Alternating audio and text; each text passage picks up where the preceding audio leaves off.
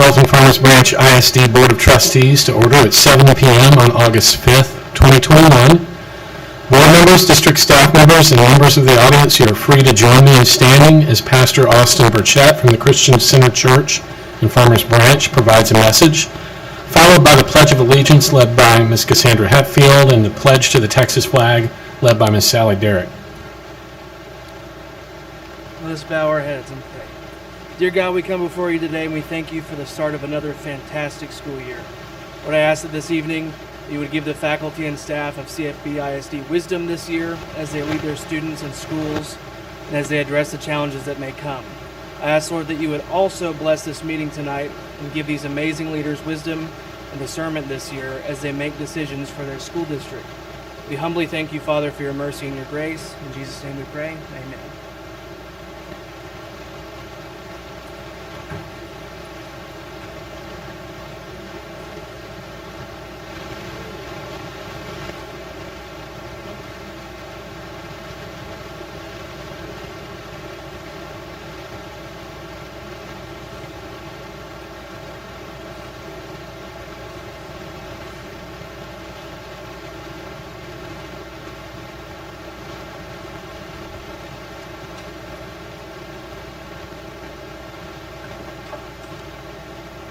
Welcome everyone. It's August. It's back to school time. It's good to see everyone out tonight. Thank you for being here. As a district, we dedicate all our efforts and resources to our goal of high expectations for all. The board uses this goal to guide all deliberations, decisions, and actions. You'll get to see all deliberations, decisions, and actions of the board in open session with the exception of some items which may be discussed in a closed session as stipulated in the Texas Government Code, Section 551, commonly known as the Open Meetings Law. These items typically deal with personnel matters, consultation with our attorney, and real estate. For the record, the board members present are Tara Arbachik, Sally Derrick, Randy Shackman, Juan Renteria, Cassandra Hatfield, Guillermo Ramos, and myself, Les Black. We constitute a quorum and may conduct business on behalf of the district. Before moving on to the next agenda item, I would like to remind you that the board will accept comments from citizens of the district and from district employees. Anyone wishing to either as an individual or as a representative of a group may do so during the agenda item number 3, Audience for Guests. Please submit your request to do so on one of the forms provided on the table just outside the boardroom door. You may place the completed form in the box provided on that same table or present your completed form to Administrative Assistant Kim Castagnon. When the board addresses agenda item number 3, Audience for Guests, you will be invited to the podium to speak to the board. That brings us to agenda item 2, Special Presentations and Recognitions. 2A is District Announcements. Dr. Chapman, I'm going to turn it over to you, sir. Yes, sir. Thank you. The first thing that I want to do is I want to address the concerns that the parents have sent us in the way of emails when it comes to virtual learning, when it comes to our return to learn plan, that we hear you, we're listening to those issues that are at hand. You know, what we were doing today is we were waiting for the Commissioner of Education to give us further guidance or make some announcements on return to school order. Unfortunately, we did not get the information that we wanted in that process. But I will say this, that we are looking at our protocol, our return to learn processes and protocols. We are going to be buying things such as shields for those students that want to use them. We also are looking at a more detailed plan to when we have quarantines, etc. And I'm going to be sharing you a detailed memo to the board. I'm going to give that to you on Monday or Tuesday of this week. I sent you a memo today, but that was just the September 2nd board agenda items. But know that I'm going to give you one that's a little more detailed. I was waiting again for the commissioner to give us more guidance in that. And again, just unfortunately, that didn't happen today. But I also want to state that our return to learn protocol is developed using local, so I'm going to say county level health officials. We were hoping that CDC on the state level was going to give further guidance. There were a few minor changes to today's announcement, but it wasn't enough that would to overwhelmingly change our current protocol that we sent out last week to parents. But bottom line is, when we talk about virtual learning, that was nowhere on the table. That was nowhere for consideration. I do know, to be very honest, let's be transparent, that there is an option out there that Frisco ISD says that they're going to a virtual academy, virtual learning. We're still trying to learn exactly what they're doing, how they're doing that. We have spoken with TEA. We're trying to get more information on the whys and how that is able to happen. I did have a small group meeting with superintendents today at 4 o'clock. And we're still asking that question. There were 14 of us on that virtual call. And so we're still researching. We're still having conversations. We understand and we know schools August 10th, and we know and understand that in the last 15 days that a lot has changed when it comes to COVID cases across the state of Texas and in our own hometown. So we're on it. We're having those conversations. We'll continue to provide updates as soon as that we can get them. But again, the mask order, and I'm just be very clear, we cannot mandate mask being worn. That still falls under the governor's order, and that, as of today, still did not change. Then our second hope was that we would possibly have something go on special session, and ironically, the list of special session items from the governor came out today, and nowhere was there anything dealing with virtual learning again. So we're trying every avenue that we can. We're having conversations about protocols similar to last year. I am putting together slides. The difference between last year's start of school and this year, and all of the changes that were made on a state level, and the handcuffs that we are getting it on a district level on what we can and can't do. And so I'll be sending that to the Board of Trustees as well, and I'll definitely make that public too, to show the differences and the struggles that we are having as we're trying to again conduct school. We are not doctors, and therefore we are relying on CDC, we're relying on dishes to help us make those decisions, but unfortunately we're not able to do such because of those executive orders that are in place at this time. Thank you, Dr. Chapman.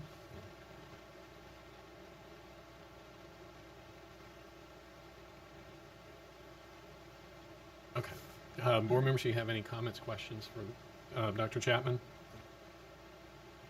Dr. Chapman, the plastic shields that you referred to, do we still have some so that we can have them in place on Tuesday? We have some. And so what we're doing right now, we're still getting all of those tallies to see what we have in place. Now, let me also say that all the shields we had last year, those have been disposed of. I mean, we did not keep them. They're damaged and they've been used for a year with our kiddos. But we do have some. I will also have those numbers for you guys as soon as we get that final from Gary Kerbo. Other questions, comments from the board? Mr. Renteria? Do we know of anyone that sued the governor to stop the enforcement of the order? No, sir. I have no idea.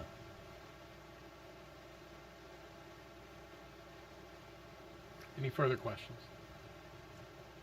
Okay, Dr. Chapman. Okay, Ms. Purnell, we'll turn it over to you for announcements.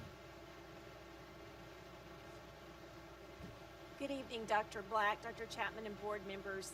To start with this evening for announcements, first of all, we hope you will have a chance to enjoy the beautiful artwork provided by Newman Smith High School, Country Place Elementary School, Las Colinas Elementary School, and Polk Middle School. So just some beautiful work. So please take some time to view that on your way out this evening.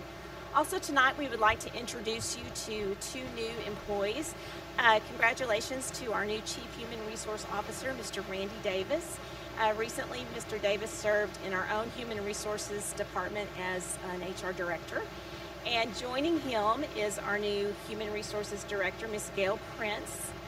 Gail is joining us from Louisville ISD, where she was most recently the Director of Recruitment and Retention. So we look forward to both of them being on our team and working with you in the days to come. Then finally, the last thing for an announcement, school supplies are always on the forefront of our minds as school starts, and I'm proud to announce that we have gathered many school supplies, and we started back in May. All of our students are going to receive what they need through our CFB ISD Giving House, and we are so grateful for our community partners, our cities, our businesses, our churches and organizations. They really stepped up to help our students get what they need. And a special shout out tonight to our CFB warehouse team led by Alex Johnson-Hubbard. They were amazing. Not only did they open their doors to receive the school supplies, but they also went out into the community and picked up large donations. So we're very proud to say that our schools that requested school supplies and backpacks, they will get what they need. And hopefully our students will be ready to start school with all of those supplies. So thank you again to our community organizations, churches, all of our citizens that help supply our kiddos with what they need to start school. And that concludes our announcements. Thank you, Ms. Parnell. Are there any questions, comments? Okay. I guess that brings us to agenda item 2B, which is the PTA update. And I believe our PTA representative tonight is Ms. Meredith Watson. Ms. Watson? Yes. Good evening. My name is Meredith Watson, and I'm the first VP of Leadership Development for Council PTA. And we're excited to get this year started. Many of our PTAs are supporting our schools at their back-to-school events, scheduled pickups, and tours this week. And they're also planning lots of future events for the rest of the school year, staff meals, and PTA membership contests. So if you haven't joined your local PTA, you should do so. Council PTA is hosting our PTA President's Roundtable this Saturday from 10 to 1 for all of our PTA presidents to kick off the year. The goal is to help us train our presidents, get them back in, get them ready and set up for success for a good PTA school year. Last year was, well, we all know what last year was. So if your president has not registered, encourage them to do so. We're providing lunch, and it's just one of many training opportunities we'll be offering this year for our PTA leaders. And then, as I said earlier, membership has begun. So this year we're offering our CFB Champion memberships again, where you can join all 36 of our PTAs in CFB at one time, or you can join by a feeder pattern by high school, or even join our 10 most, we call it our Helping Hand membership, for the 10 most PTAs that need the boost the most. And then just a friendly reminder to like our Council PTA Facebook page and Twitter handle so you can keep up what we're doing. And then just if you need assistance from us, let us know, and we're just looking forward to a great year. Thank you. Thank you, Ms. Watson. Welcome back to our new and returning employees and members of the team. And also want to just echo what Ms. Parnell said about the artwork. Thank you to our students. I think there's artwork up here from middle school, high school, and elementary school, which amazes me. Some of the art on display is just, I had to go back and look 2 or 3 times and make sure it was actually a third grader that did one of those pieces of art. So check those out when you get an opportunity. We'll move to agenda item number 3, which is audience for guests. Ms. Castagnon, are there any in-person requests for this item?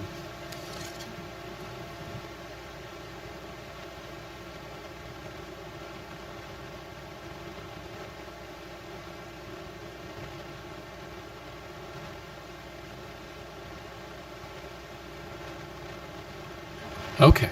Before we begin, I'll remind our audience members of the board's procedures for handling audience for guests. Anyone interested to speak in person during audience for guests must sign in and list the topic they want to discuss. Each speaker will be allowed to speak once during audience for guests. Each speaker will be allowed a maximum of 3 minutes to address the board, dictated by Board Policy BED Local. Because the board wants to hear from as many of you as possible while also keeping the meeting running efficiently, groups of more than 5 people who want to present a particular viewpoint on a topic should appoint one person to speak on behalf of their group. Again, that speaker's presentation will be limited to 3 minutes. The timer will be shown on the screen in front of you, and it will sound when your 3 minutes are up. If you speak during audience for guests, either individually or on behalf of a group, please remember that the board cannot deliberate on any subject that is not included on the agenda for tonight's meeting. Last, we ask that you not discuss students who are not your own child. When you arrive at the microphone to speak, the timer will begin. Are you ready? Our first speaker is Katie Acosta.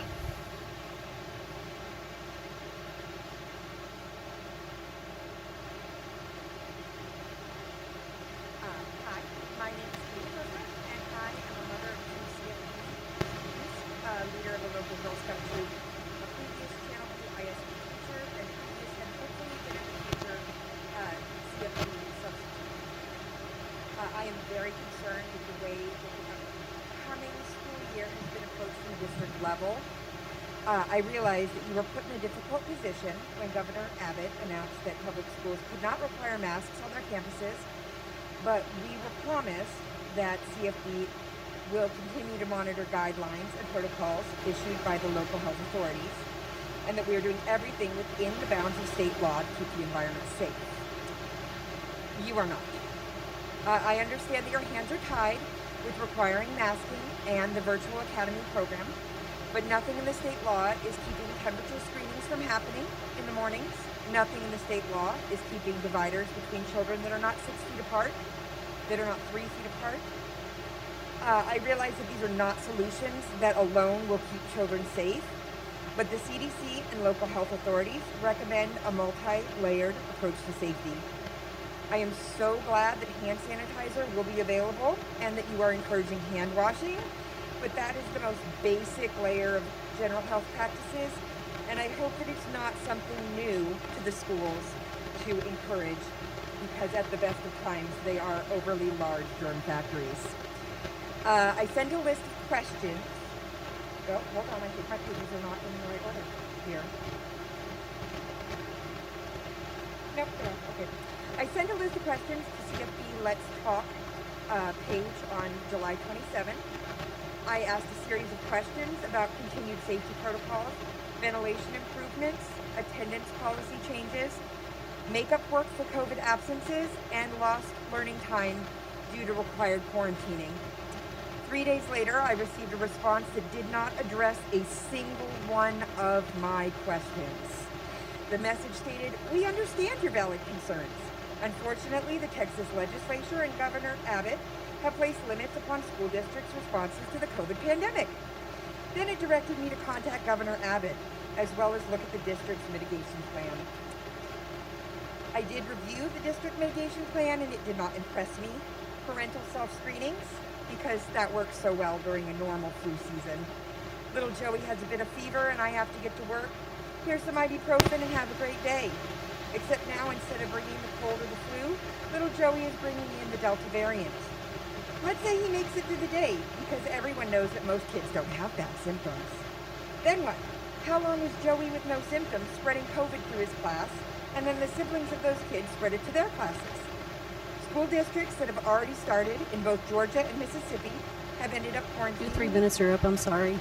over 100 students after each week, or after the first week of school, after taking every possible precaution to prevent outbreaks.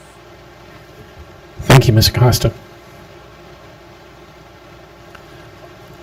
Our second speaker is Jeff Masters.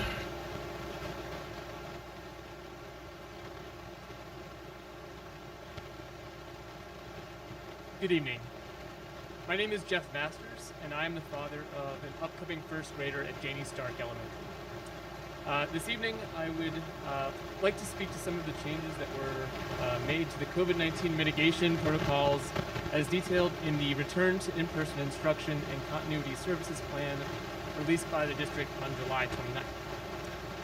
Near the beginning of the document, under the heading of Public Health Considerations, it states, "While it is not possible to eliminate all risks of furthering the spread of COVID-19, CFB ISD will utilize current science and take every step possible to reduce significantly the risks to students, teachers, staff, and families." However, it then goes on to list several safety measures from last year that are being discontinued. Dr. Chapman, I'm very pleased to hear about the return of some shields. I think that's excellent, and I hope that can be available for my daughter and others who might want them on Tuesday. Thank you for that. But to echo the previous speaker about the temperature checks, it also is a very big concern of mine. Now, last year, masks were required. There were fewer students in the classroom as a portion were virtual, and a less contagious form of the virus was circulating in our community. Given the rise of the Delta variant, positive cases being at their highest level since February, and the governor's executive order banning the district from requiring masks, now is not the time to be discontinuing safety measures that were previously in place. I ask you at the bare minimum to decide to maintain the protocols that were in place last year that are still allowed by law. Please continue to bring back the shields, bring back the temperature screenings as students arrive at school. I also propose that schools actively encourage and educate students to wear the masks to reduce the transmission, especially in elementary schools where the children are not yet old enough to receive the vaccines. Let's not be fighting a more contagious and dangerous variant of this virus with fewer measures to protect our students, staff, and community. Without being able to require masks, these protocols are more important than ever. As the document states, let's take every step possible. Thank you.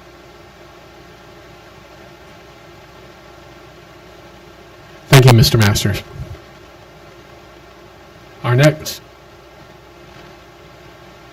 next speaker is Riker Exum.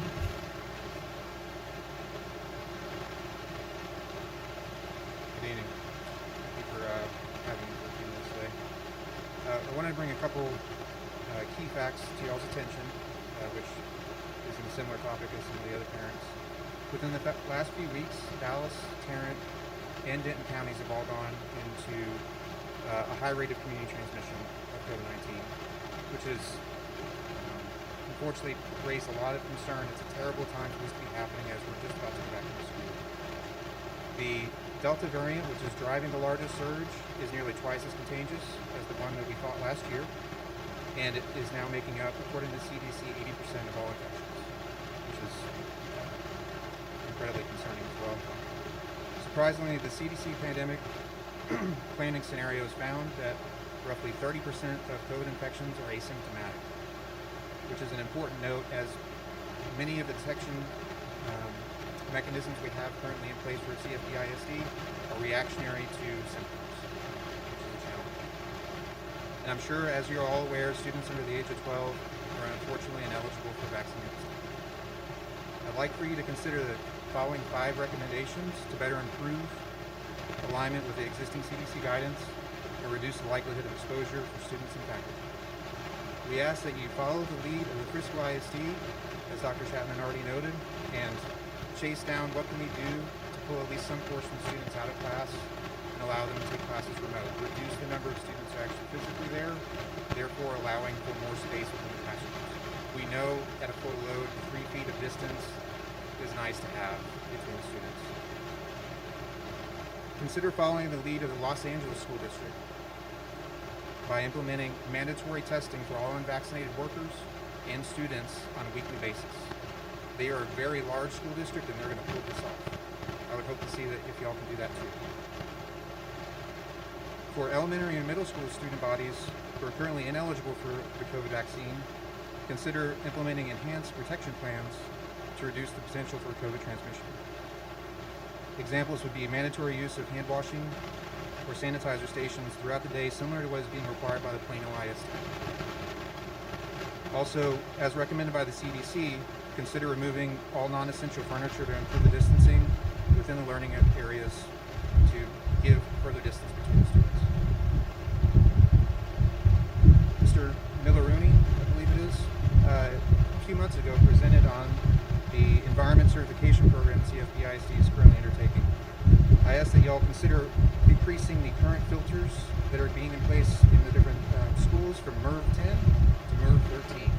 Those have been noted as being able to capture viruses as they transfer through the HVAC system. And please continue to reevaluate the protocols as things are changing.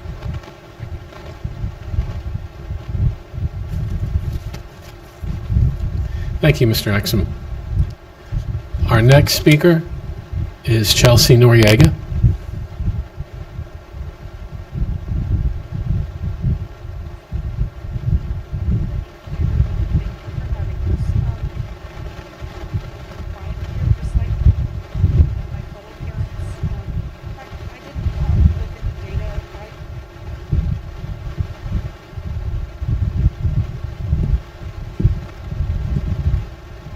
Can we restart her clock? Is this better? I feel like I have to swear. I didn't come here with any date. I just came here to you guys as a friend. I'm not the only that I cry. I'm so sorry. Is this better? Again, I'm like every parent here. I have serious concerns about sending my child back to school. I went to meet the teacher tonight, and I want to point out that all people are more distanced than our children in the classroom who have not been bouncing. I'm an elementary school mom, and I'm scared. What am I supposed to do? Am I supposed to send her back to school? Am I supposed to take her out of school? I work full time, my husband works full time. We were able to make it work with virtual. But here I am, trying to figure out how to be a parent in this pandemic, as everybody knows. But there's not enough being done to keep them safe, as Riker and Katie and Mr. Masters said. Like, I shouldn't have to stay up all night wondering if sending my child to school is the right thing to do. We know that masking is not your choice and your hands are tied by Governor Abbott, but there are other things we can do.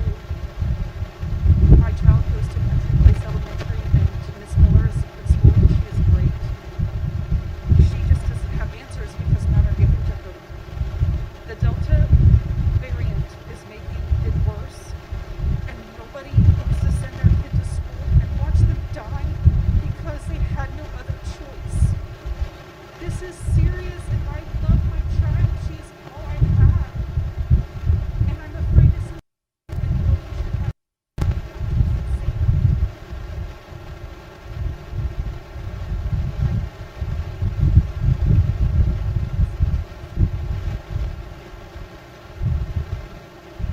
Thank you, Ms. Noriega. Our fifth speaker is Jordan Goetz. Am I saying your name correctly, sir? Good.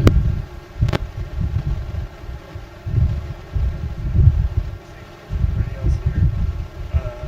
I guess one of my concerns, though, that we had called our school, and I don't necessarily trust my child to always wear his mask. And we were even told that there's teachers there can't tell them to put the mask back on. And I don't understand why that's not the case.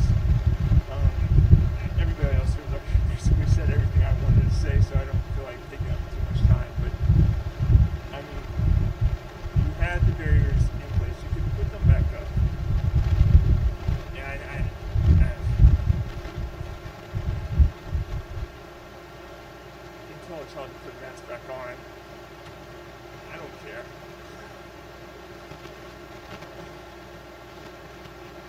Thank you. Everybody said.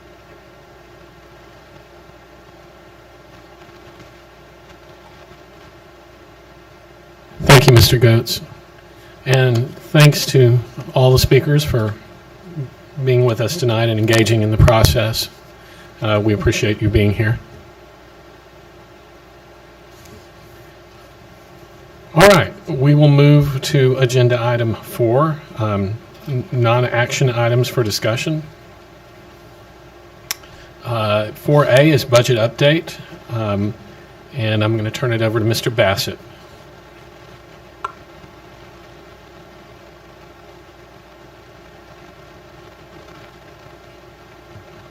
Okay, good evening, President Black, board members, Dr. Chapman. So August is a big month for the school finance team, and so we have our first presentation really showing you where we think the budget's going to be. And to summarize everything for you, we're going to be presenting on the 19th when we ask you to adopt the budget.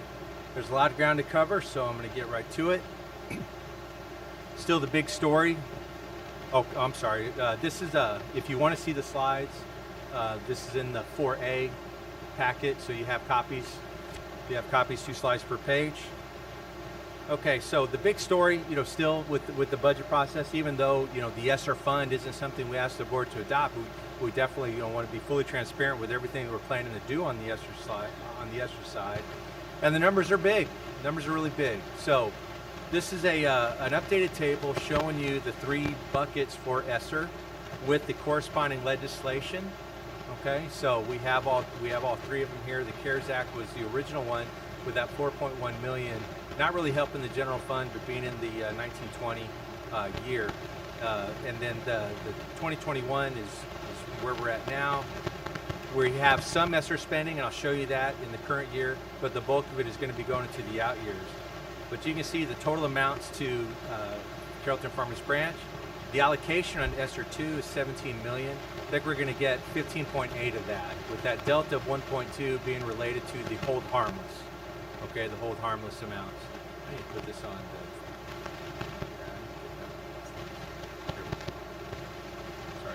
Sorry about that.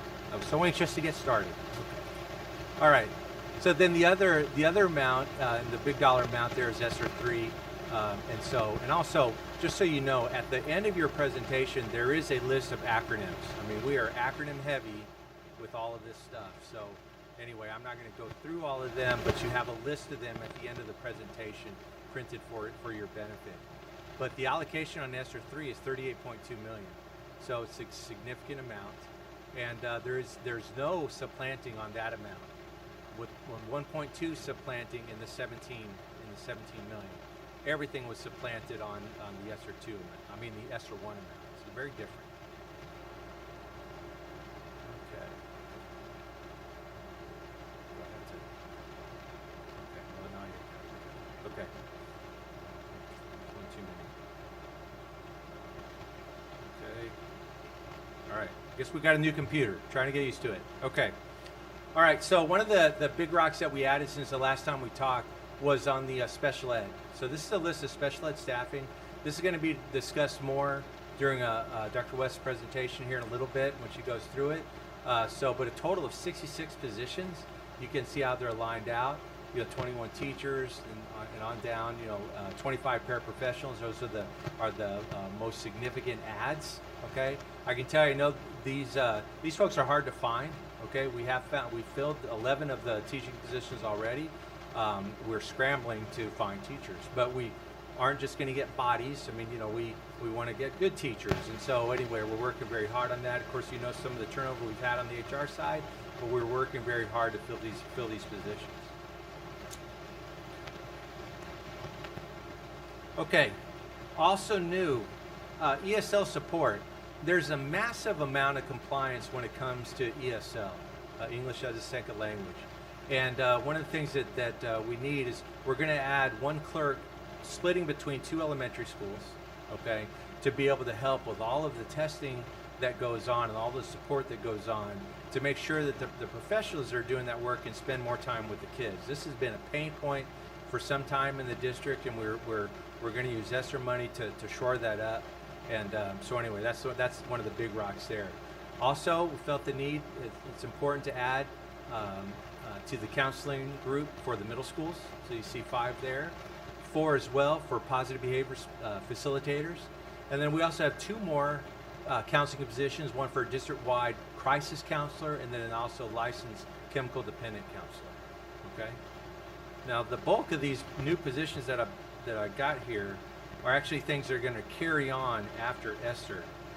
So this is the staffing plan for ESSER, and so you can see what we got here with the bulk of it and what you've seen detailed plans before on for elementary teachers and the secondary teachers.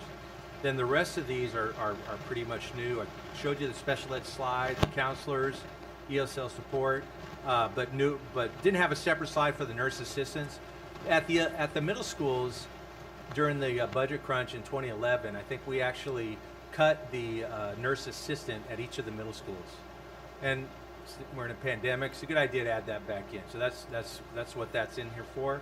So we see that going carrying forward. And then also we haven't had a dedicated social studies coach, one that would go district wide, coaching our social studies teachers on the curriculum. So anyway, so that's the preliminary staffing plan. Well, that's what we're going with now. We did receive our NOGA, or Notice of Grant Award, for the preliminary plan. It's important to realize that we're able to make modifications to the ESSER plan every 6 months, okay? And so that's something that I anticipate doing as we go through. One of the things that's important to note is that, again, all school districts have this money, okay? So we're in a massive competition with all the other districts for staffing. But I think because we were a little bit more aggressive earlier on, I think we're farther along from what I've been hearing out there. So just so you know, from our non-ESSER positions, 90% of our teacher positions are filled already. Okay, so that's good. On the ESSER side, 78% of our positions are filled. So there's 29 vacant on the ESSER positions.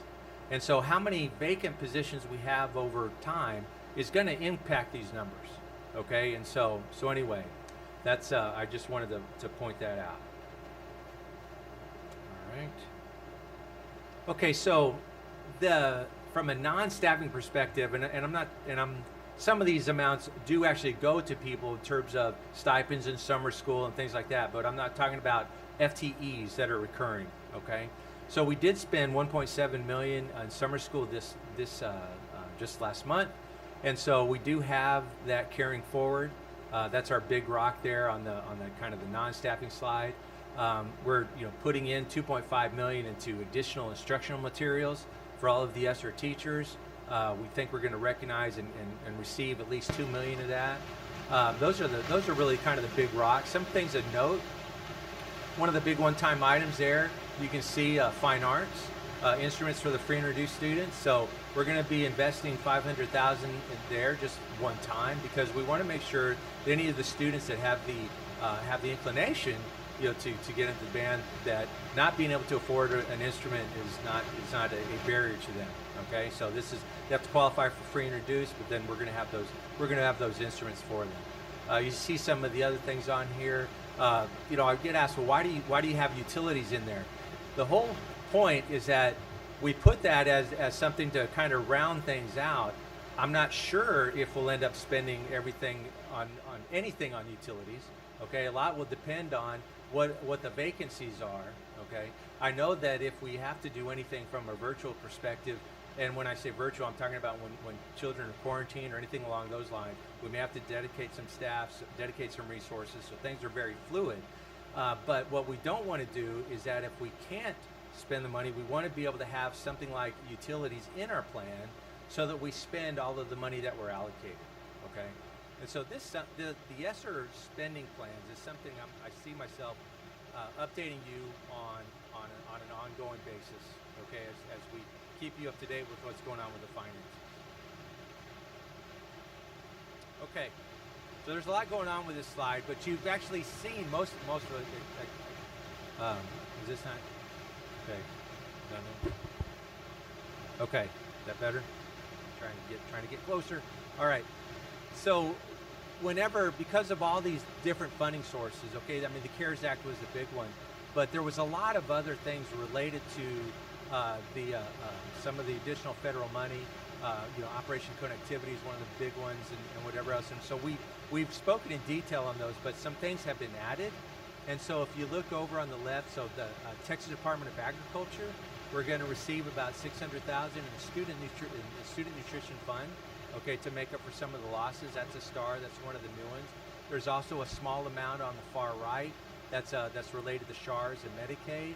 And so there's just a lot going on that's federally funded, and we were always wanted to give you just an update on what those amounts were.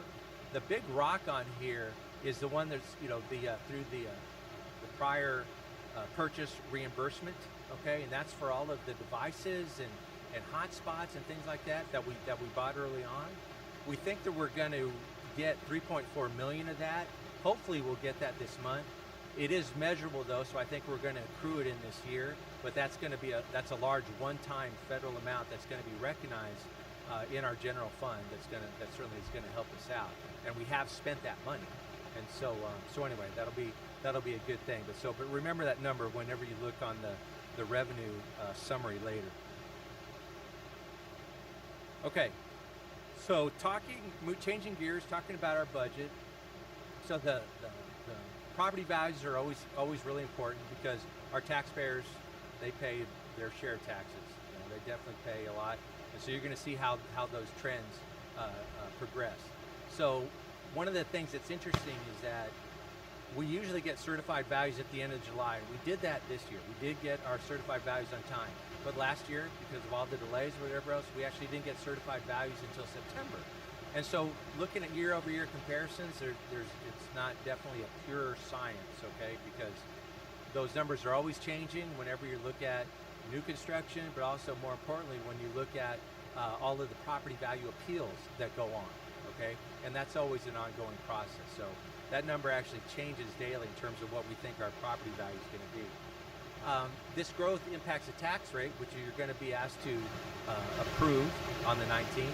It also certainly impacts debt service revenue, but has minimal impact on the general fund revenue because anything that we get there is pretty much run back through into recapture, and really everything is based on our student attendance. Okay. Now, it's important to always point out though that the value of 1 penny of our tax rate is worth $2.5 million, and that number has been growing over time. But this coming year, 1 penny is worth $2.5 million. So here's our trend over time. So you can see it's been pretty much going up and up and up since 2014 especially, okay? One of the charts that I think is more useful though, as opposed to this one, is looking at the changes on a year-over-year basis. So you can see that we did have declines early in the 2000s. The more recent declines were after the Great Recession in 2009, 2010, 2011, and then we did have a big decline from a certified perspective in 2020, okay, which due to the pandemic, but we are jumping right back up to where we had been in those in the mid-teens there from 20, even going back to 13 through 2019, and so we have significant value growth again. These are the certified values, and it is higher than we expected. Last time I told you that we were expecting about 5% based on our conversations with the appraisal districts. And I'm still getting to know these folks, so I think they were sandbagging a little bit whenever I was talking to them, but that's not unusual. But almost 8% is very, very robust. So that really does impact our Tier 1 general fund tax rate, okay? And so in prior presentations, I've talked to you about the difference between the Tier 1 pennies, the golden and the copper pennies. The golden and the copper pennies, there's been no change for those. I don't expect any changes for those in the future either. But you can see how we've had compression in our tax rate in the Tier 1 going from 93 pennies, was $1, okay, and then it got compressed down to 93, and then just under 92 pennies. We're going to go down, 5.5 pennies in that tax rate, okay, because of the compression, because of that growth. And this is the mandated compression that's caused by Senate Bill 2, which works in conjunction from House Bill 3 in that prior legislative session, okay? So our total tax rate on the general fund side is just going to be just over $1. Now last year, we don't know what everybody's adopting yet, okay? But it's always good to show how our tax rate, once the dust settled, how our tax rate last year and what's in place right now compares to all of the other districts, so that you can see the total tax rate, and this includes debt service. So it's $1.25.5, and so the two districts that are less than that, of course, Highland Park, very, very high property value. Hurst Euless Bedford, a little bit below that. You can see all the way up, through all to Grand Prairie. Significant differences in the tax rates over time. So we're really in good shape from a tax rate perspective. It'll really be interesting to see how this goes next year because of the difference in property values as they compare to the other, the growth between districts. That's going to be interesting to see.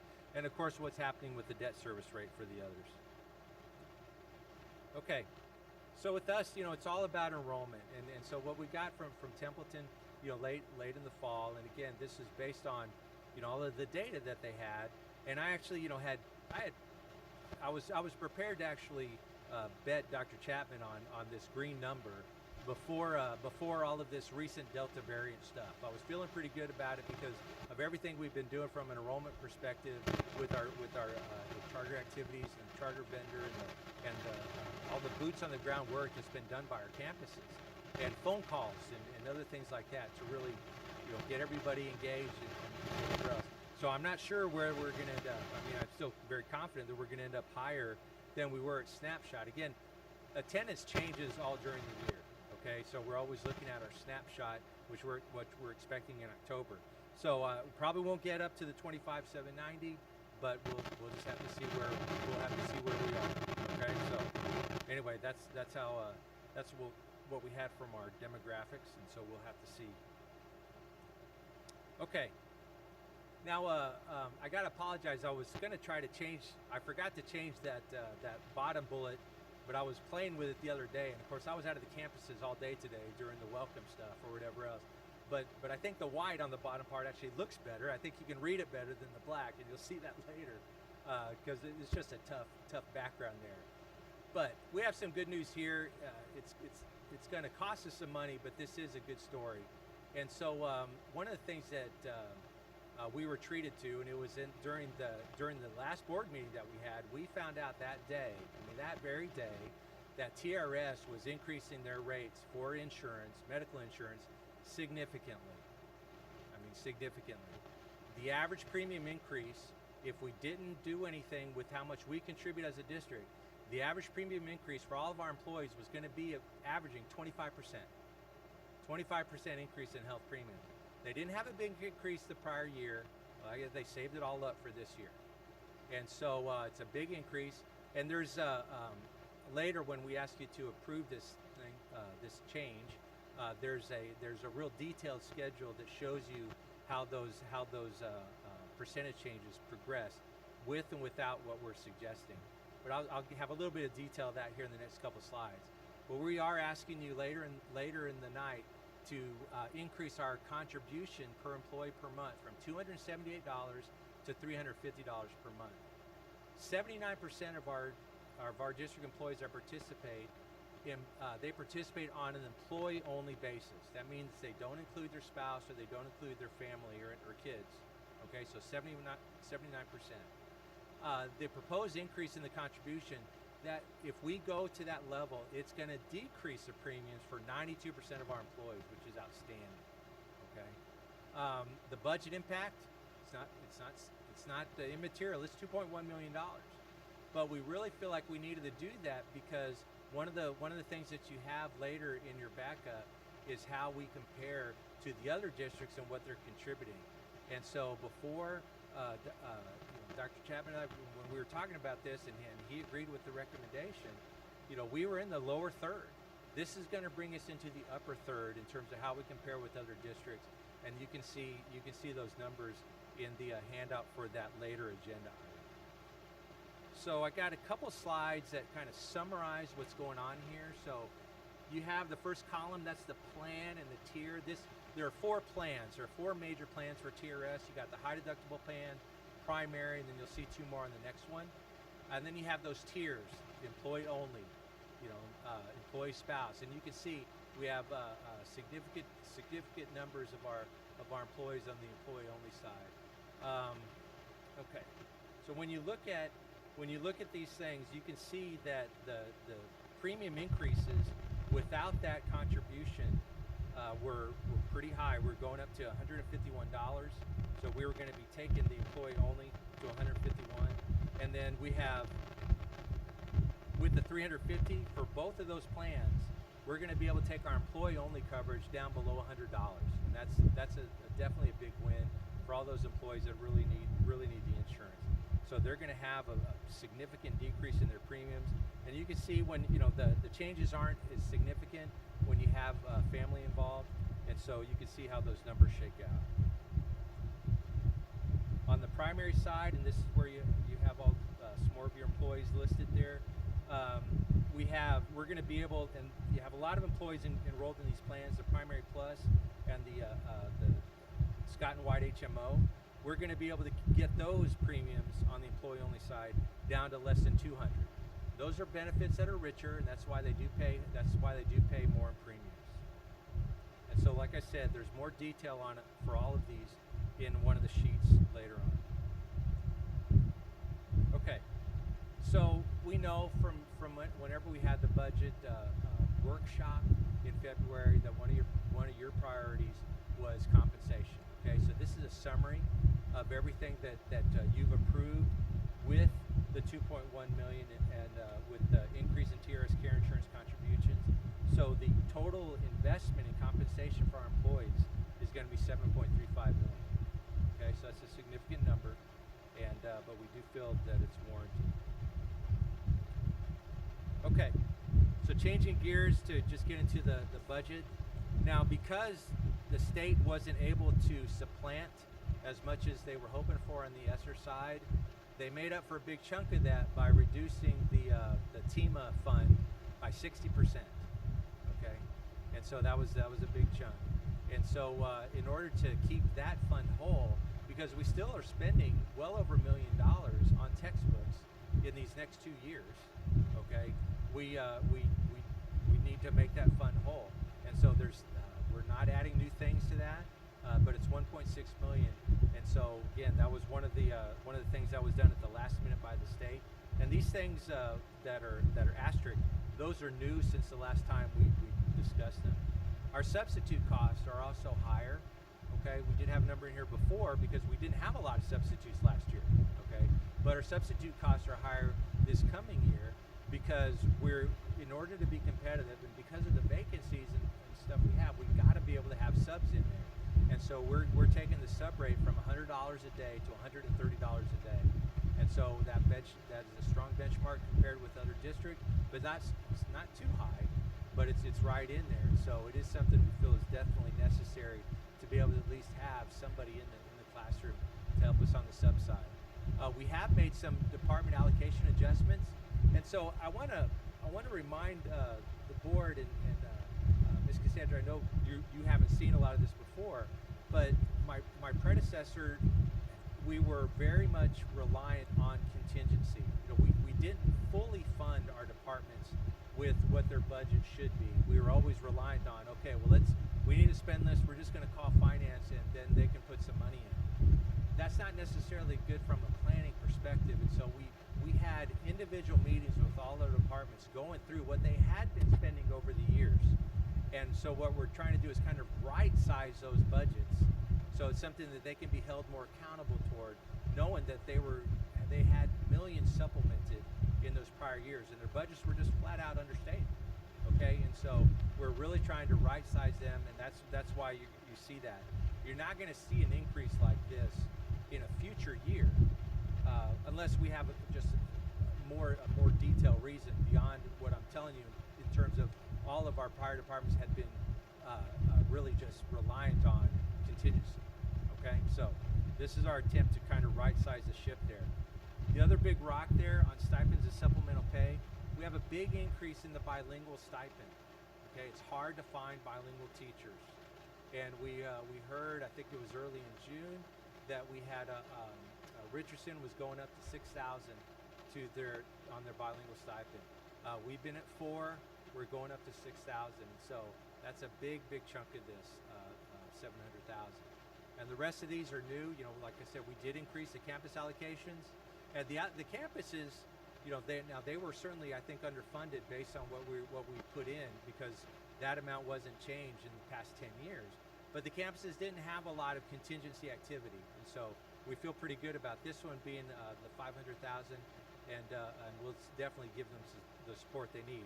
We're not sure what they'll be asking for this coming year because of just some of the uncertainty that we've been talking about over the past couple of weeks. Okay, you've seen this slide before. Okay, the one change that we did make is at the very bottom. We did add an additional cabling tech, and so basically the cost of those 3 FTEs is about $200,000, but there's not a cost on here because that's all in overtime. Okay, I mean that is all in overtime. You know, when we're not even through the year and we've spent over 200,000 in overtime for the positions that these folks work. And so because that overtime is all time and a half, we're really going to be getting the benefit of 300,000 by adding these 3 FTEs. And so anyway, we feel pretty excited about that. That's something that definitely needs to be done. But you can see the bulk of this, all of this is really school-based outside of the transportation routers and those computer techs. But they're at the campuses. So anyway, 45.5 total positions. Okay. Whenever you adopt the budget, you're going to adopt the budget on a function code basis. And so function codes tell you what we spend the money for. And when I say that, that's for instruction, or for technology, or for facilities and maintenance, or for counseling. Those are the functions. This is what we spend the money on. We spend the money on people, or contracted services, or capital outlay. So that's what object codes are. Object codes are what we spend the money on, not necessarily what we spend the money for. And so you'll see whenever you adopt the budget, you adopt it on a function code basis. And so next time I'll show you a slide on the functions. But this is how we spend it. And so the main point of this is to show you we've got 82%, almost 82% of our general fund budget is in people. Okay, it's in payroll. And that shouldn't be surprising. You get the next big rock there, 8.8 in terms of contracted services. But that's the big takeaway here. 80 almost 82% on people. Now another way to look at the budget, and this is when if you add in, and this is money going out. And so this money going out, this slide I've changed the denominator a little bit because I've included recapture. I mean, recapture is a big amount of what is going out of our coffers of the tax revenue that we receive. So 12.33% of our total outlays is going to recapture. When you increase that denominator by adding recapture, you can see the payroll amount goes down to just under 71%. But you can see also some of the other things. Utilities. There's no discretion. Okay, on that. And so the whole point of this is that it's less than 15% of our budget total outlay that's really non-staffing. Okay, and so there's not a lot of other things that we spend money on outside of staffing. And so that's the main point of this district. It's just a different way of looking at the object codes. Okay, so here's a summary of our financial projections, including the actuals for 1920. You can see the current budget for 2021, and then what we're forecasting for actuals. And then you can see our preliminary budget. And so this is what we're going to be bringing to you on the 19th. Okay, and so just some of the big differences to talk about here. You can see that in the current budget, we were thinking that and again, I'm going to point out one thing. And this is so that you understand the difficulty of comparing these columns. Okay, the budget is the authorization to spend money. It's the legal authorization to spend money, and as a school board and as a taxing entity, we're required by law to have you adopt the budget, and the budget managers cannot spend any money without an adopted budget. Okay, so that's how things work. Now again, so that's the authorization to spend. It's not necessarily what I think will be spent, which is why you look at the differences between the current budget and what we're forecasting. Okay. You're not going to see big differences on the revenue, okay? Although when you look at local revenue, that current budget, that was before, again, that 2.2% in certified value year over year. Our local collections have been way more than that, okay? Because the property values actually ended up coming in much higher after the certified values. So we did receive a lot more local values than we thought, and so that's also accounted for in the recapture. You can see the recapture is a lot higher than we originally budgeted for because we've been collecting more funds overall. So you can see how those practically offset. Okay. When you look at the transfers out, though, I think that's a big difference. The transfers out, we had in our budget, we were going to budget $7 million in terms of transferring out to the technology fund and other funds. I think we're going to be putting away at least $24 million into those other funds. Okay, so I see that as our transfers out in terms of the forecasted actuals. So when you look at the next one, again, the next slide, the next column, that is the authorization of spend. It's not what we expect to totally happen. I do think that the transfers out, and so this includes about $7 million in contingency. I would guess that the total transfers out, I'm thinking it probably could be closer to $12 million next year at least, but we'll have to see. So much is going to happen. There's still a lot of uncertainty with this coming year, especially given everything that we've been learning about the pandemic in the past couple of weeks. Okay. So I do think it's always important to keep our eye on the 5-year view. Okay, I'm not going to go through all of these bullets because I did go through this the last time we met, but we have updated some things here in terms of the property value growth being higher than before, and then also with some of the changes we're making in special ed, and then absorbing some of those other ESSER positions, absorbing them in that year after ESSER is gone. And so all of that's in here.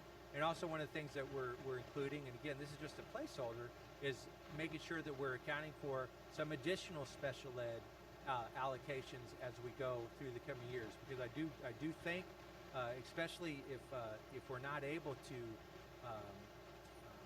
abate some of the charter growth, we're going to have a higher percentage of our students that are going to be on the special ed side, and that's one of the reasons why I think we have been growing from a percentage perspective. So when you look at and again, I'm glad you got the detail here, because you can't always see all the smaller numbers on the bottom, but this is the 5-year projection.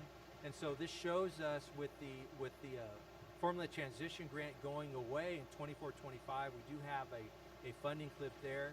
I do see us, and this is, if all of these things change, if all of these assumptions stay in place, okay, which I'm not expecting, and I'll get to that here in a second. If all of those stay in place, I could see us having a deficit that year of almost $30 million. Okay, so that's a big, it's a lot of money. All right, so what do we do between now and then? Okay, how do we close that gap? And there's a lot of things that we can do, both on the revenue side and also on the expenditure side. So let me just touch on a couple of those things. We're going to be going through we're going to talk later about approving a bond consultant. That's one of the things we do. And if we do have a bond in the future years, there's a lot of things you can do from a facility perspective that can impact the general fund. It's using bond fund money to do that spending, but there's a lot of things that could be done on a facility perspective to make things more efficient. All right, and so I do think that we'll have a lot of discussions about that. Another thing, though, we're looking at a lot of just other efficiencies in terms of automation. Last year, you approved toward the end of last year, you approved the implementation of Laserfish, for example, and that's something that's going to be taking us from a totally paper-based processes to non-paper. And I do think that that's going to save us some positions and some other expenses. And so those kinds of things, there's a lot of efficiencies that we think we're going to be looking at, and hopefully achieving those over these intervening years as we get to 24-25. Now, the other significant way to impact this number is on the tax rate side. Okay?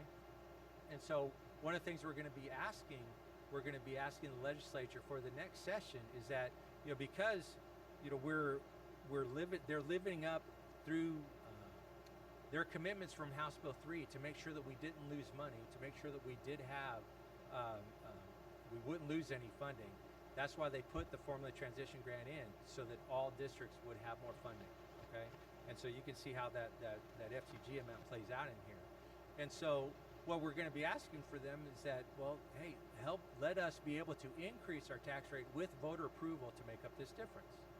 Okay, and so anyway, that I think is going to be part of that, but we'll have to see. We'll have to see what happens on the general fund side, and we're also going to need to get legislative relief to be able to make that happen. Okay, so we're going to be working on that. So there's a lot to do between 24 and 25. Okay. So this is how you can see from a fund balance perspective. I see us, when you combine the technology fund being over being just under 6 months of general fund expenses, okay, months of fund balance, okay, and so that you can see that drop in that last year. And so by stocking away the funds on the technology side and maintaining our fund balance, we feel like we're going to be able to weather this storm absent any of the actions I'm talking about before, but we are going to need to be working on this, okay? Make no mistake. So that's what we see in the 24-25 year. Okay, changing gears significantly. One of the budgets that you are required by law to approve is the student nutrition budget. If you look at this on the forecasted actual side, transfers in, we anticipate needing to transfer in $2.8 million into the student nutrition fund in order to balance them out. Okay, they cannot have a significant deficit if they don't have the fund balance to cover it. You can see back in 1920, so when they started to lose money, that was actually they were spending down fund balance at the time because the fund balance was too big. Well, that's not the problem anymore. Okay, so anyway, we are going to need to make them whole to keep their fund balance. And then in the proposed budget, you can see some big increases. Part of the increase is that the state is going to be reimbursing for all kids to be able to eat free. So we do anticipate more participation with all kids eating free. I just got a couple of slides on the debt service fund for you to look at. Part of that, we will talk more in depth on the debt service fund. I think we're going to have a little bit more time at the next meeting. And so we look at the big increase in terms of the tax revenues. And so that's going to help us out. And we plan for that in terms of our expenditures. I do see us paying off $3 million in debt early. Okay, in this coming year, we're going to do a refunding transaction in either November, December of 2021, okay? And so that'll be something I'll bring to you at a future time. And so having that transaction will allow us to pay off some of the debt early as we go. I see that doing that in both of the next coming years, but we're planning on having a balanced budget on the debt side. We did have the big debt issuance in 2021. So our outstanding debt right now is at $375 million. Okay, so you can see how that spreads out.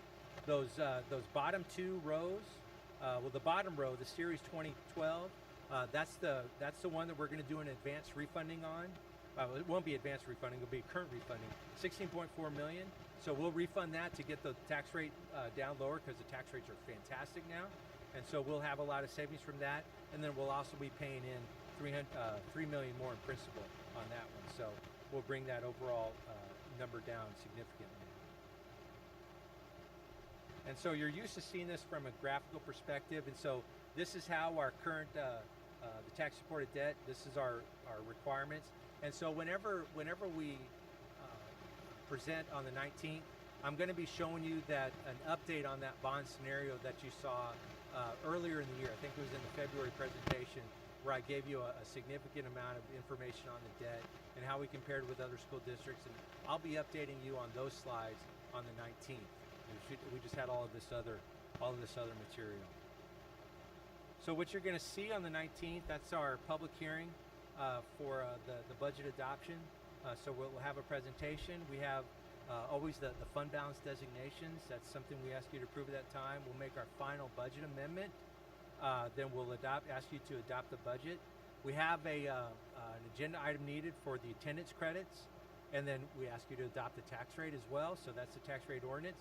And then one thing that this is definitely new is we will be asking you to set up a potential loan from the general fund to student nutrition for this coming year. If things really get bad, what we want to be able to do is eventually, if that revenue isn't what we expect on the student nutrition side, what we want to be able to do is, if the general fund has to make that fund whole again, we want to be able to recoup that money in future years, okay? So that, because I think it's just a matter of time before our student nutrition fund becomes whole, and it's going to be able to pay that back, because we have a limitation on the student nutrition side to have a fund balance of no more than 3 months. And so it's been in recent years, I think as recent as 18, 19, that we were spending that fund balance down because we had to. And so I'll be asking you to put in provisions for a loan. We think student nutrition will be okay this coming year, but just in case, I'd rather have that loan in place, okay? And, oh, there's your glossary of acronyms. So be happy to take any questions. Board members, questions for Mr. Bassett? Looks like Guillermo has a question. Mr. Ramos. Thank you. Can you hear me very well, Mr. Bassett? Yes, sir. Okay, thank you for the presentation. Just a couple, I have a comment and a couple questions. I'm very happy about that $6,000 increase for the bilingual teachers that we're looking at the offering. I think that'll help a lot. But on slide number 5, I've got a question regarding, I believe it said one clerk for 2 schools regarding the ESL. Yes.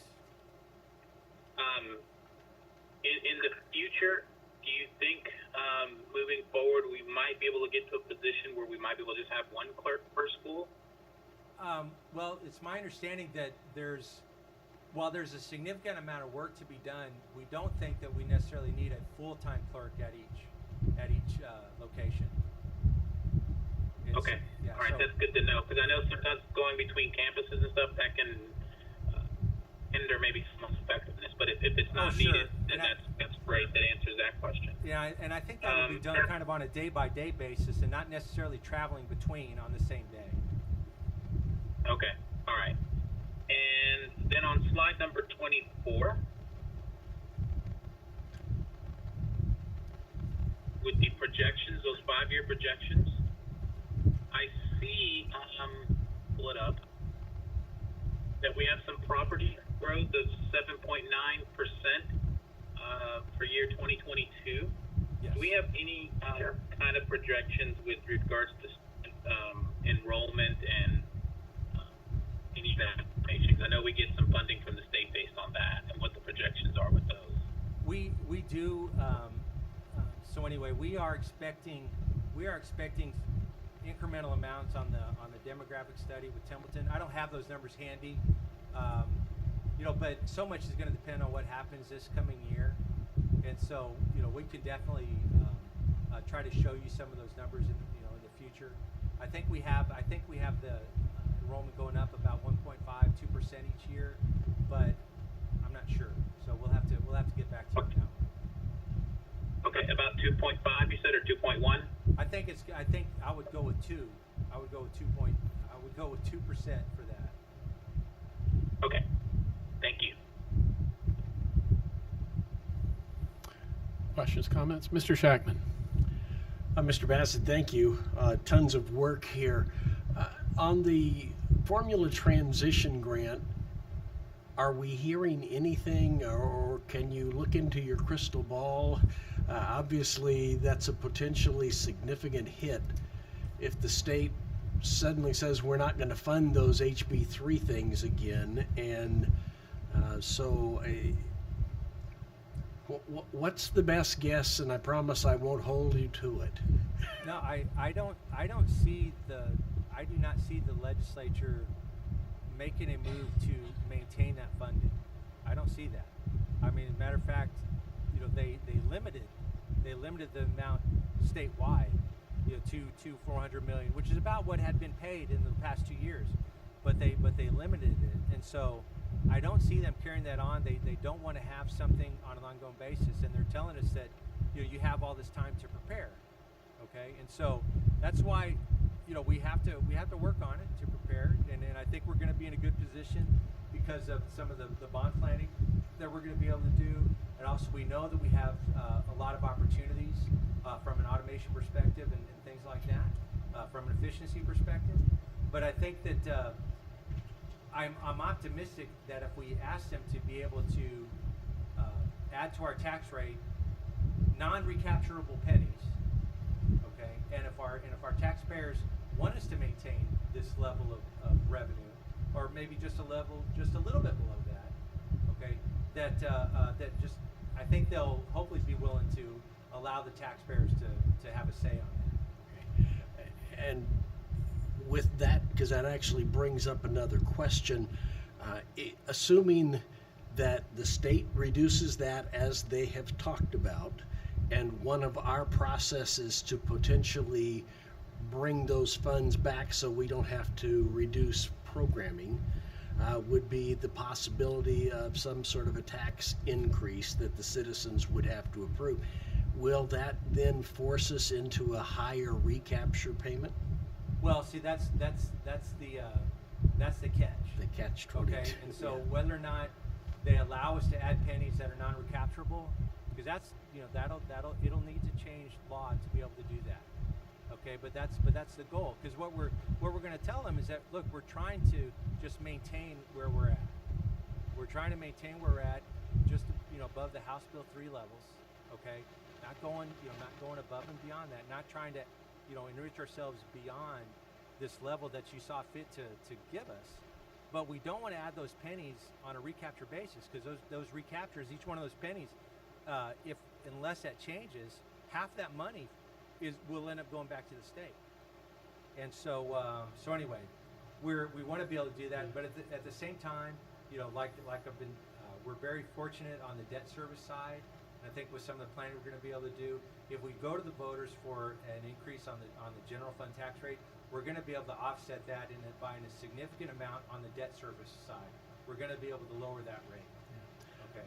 Well, and then a final thought. I know the board in our work study had really emphasized compensation, and we want to attract and retain the best teachers. And like Mr. Ramos said, kudos on figuring out a way to get that extra funding for bilingual. And I think it's a great move for us to look at providing the extra compensation to help with health care, because we want our staff to feel like they have access to good health care. Mr. Bocek. Thank you, Mr. Bassett. Always fascinating. Interesting, of course.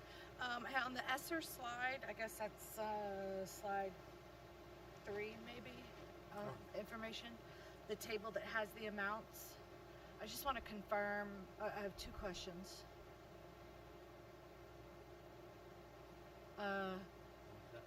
One, go back up, there we go. ESSER 3, amount to CFB ISD. Can I confirm that's or can you confirm 38.2 million, not billion? Yes. Okay. You're right. Because I was really going to be happy. No, that would be unbelievable. And so I apologize for that typo. No, I want to get that on the record that it's million, not billion. That's correct. That. And then also to confirm, the ESSER 1, 2, and 3 came to us with constraints, I guess, on what we could spend, correct? Well, ESSER 1 certainly did. I mean, yes and no. The ESSER 1 amount was allocated to us, but they supplanted it by reducing the state revenue. Right. Okay, and so that's how that worked out. ESSER 2 and ESSER 3, it really can be spent on a lot of things. The only real constraint is that we have to spend at least 20% on loss, making up the okay, the that's losses. what it was. That's okay. what I couldn't remember. And our what spending that will was. be significantly above that with what we're putting in on the teaching side and all. So. Because that's where we discussed at previous meetings, that's where we wanted to focus this ESSER funding, right? That's what our focus was for the summer school, the extra staff, right? Somebody tell me about that. Okay, yeah. Yes, okay, right. I just want to make sure I had it. All right. Okay, thank you very much. Ms. Derrick.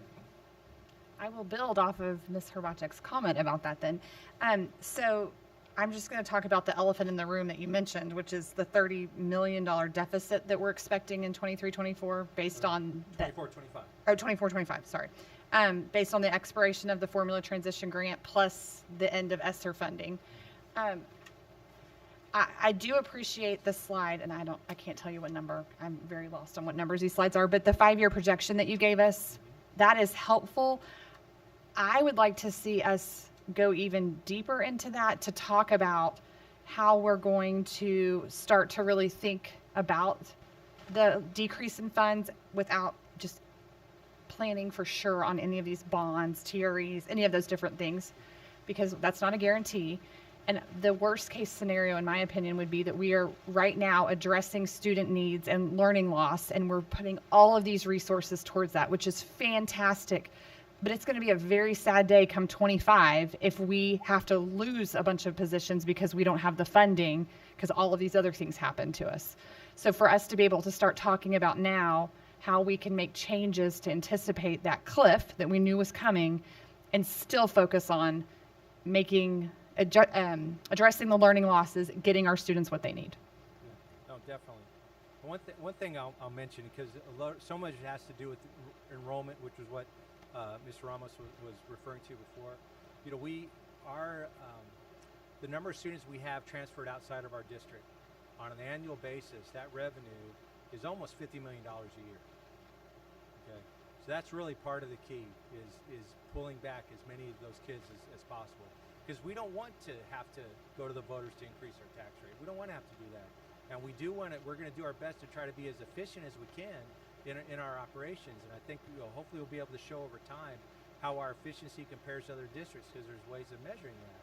And so the key is going to be really trying to do our best to compete with the charters, being better in customer service, and then just making sure that they understand what we offer.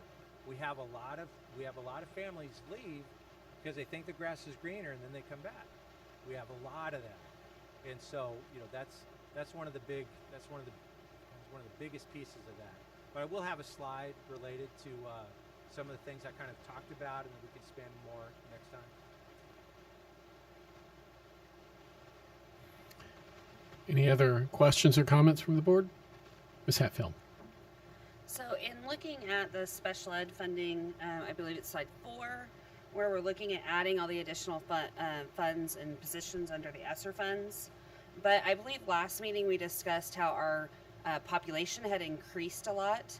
So is this more so to address the learning loss, or is this to address our population increase in special ed? This is more to address the population increase, but I think Dr. West in her discussion will be able to address that better. Any further questions, comments from the board? Practicing wait time. Okay. Thank you, Mr. Bassett. Very informative presentation. We will move to agenda item 4B. If the board can hang through another couple of agenda items before we take a break, we'll move to 4B. And this is a report on special education. I'll turn it over to Tracy Smith.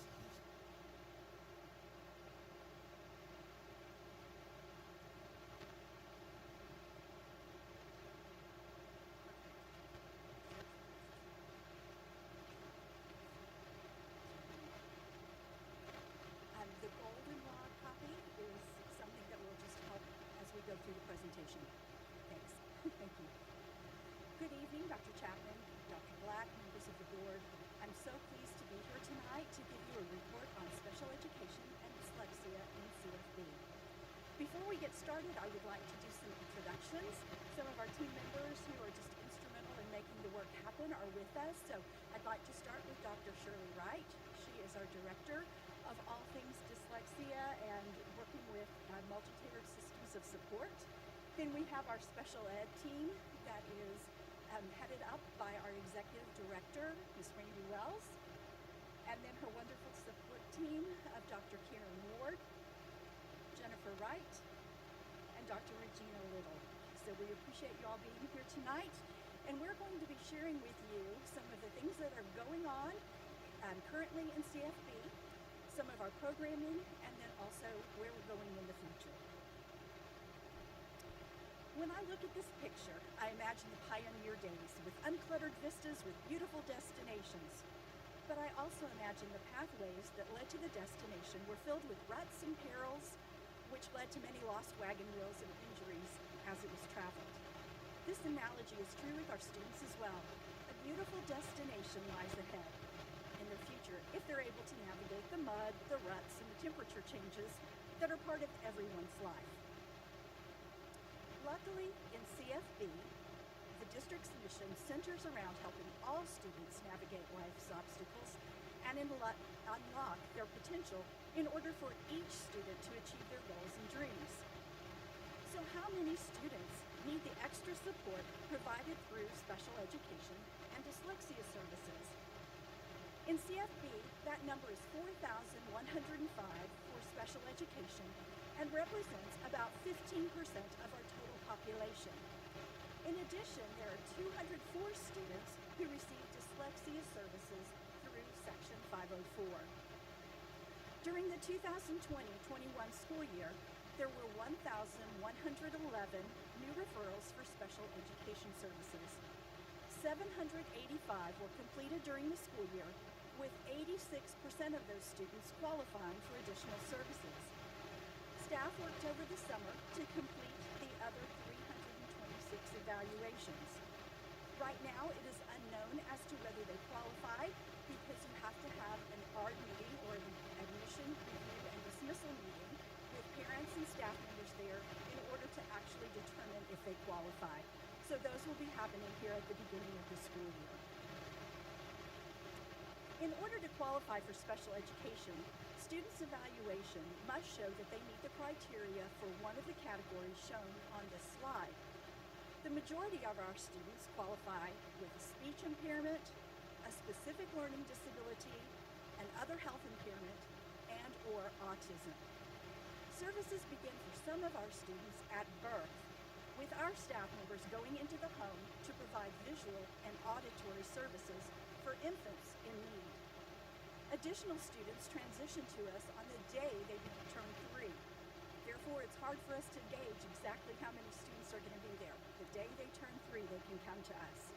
And then we continue to provide services for students through the age of 21 years of age. Once our students qualify for special education under one or more of the categories, the evaluation and subsequent individual education plan, or IEP, unlocks additional services that support the child in achieving their potential. CFB provides academic, behavioral, physical, and technology supports to enable students to access either the general education or alternative individualized curriculum that supports their needs. So how does that 4,105 number of special education only students compare to previous years? This was getting to one of your questions. As you can see, the number of special education students continues to grow in CFB. In the 6 years shown on this graph, thank you. In the 6 years on this graph, there has been a growth of approximately 900 students, which is equivalent to a medium-sized middle school campus. So why have we seen this increase? At the state level, some would say it's because they have removed the special education cap. But by way of explanation, prior to 2017, TEA had a monitoring standard in place that penalized districts that had more than 8.5% of their students receiving special education services. As a result, in May of 2017, Senate Bill 160 was passed to abolish that arbitrary cap. The data here shows that the cap couldn't be the reason for the increase in CFB. Even with the 8.5% cap and the penalties that came along with exceeding it, CFB evaluated students and made decisions based upon what was right for those students. At the national level, some would say that it's because of the increase in autism. In fact, according to the CDC, in a study conducted in 2020, autism affects as many as 1 in 54 children and is the fastest growing serious developmental disability in the United States. This would account for some of our growth. In CFB, we anticipate 943 students who have been diagnosed with autism to enter our doors next week. This is approximately 4% of the district population. However, we feel that the real reason for the growth is that CFB has world-renowned programs designed to specifically meet the needs of specific learners. Unfortunately, many countries do not provide inclusive support services for students in their country. We have actually had emails we've had posts where parents are telling other parents about the wonderful services, not that are provided in the state of Texas, but that are specifically provided in Carrollton-Farmers Branch Independent School District. Further evidence is that Nona Matthews, our very own special education attorney, says that the reason that we don't need her services very often is that we have such a wide range of services that parents are very happy with what we provide. An increase in students qualifying for service means we must also increase our staffing for these programs. The increase of one student may mean that we need additional staff in a multitude of areas, as each student has the ability, based upon their individual needs, to access a variety of services. As a result, additional staff have been added for the 2021-22 school year, utilizing ESSER funds, as you heard from Mr. Bassett. With these additions, CFB has 579 special education staff members who serve our students in CFB. For your information, those positions in red denote the ESSER positions added this year to support the increase in student enrollment. So what kinds of instructional settings do we have for our students? We're going to come back to our road analogy that we started out with.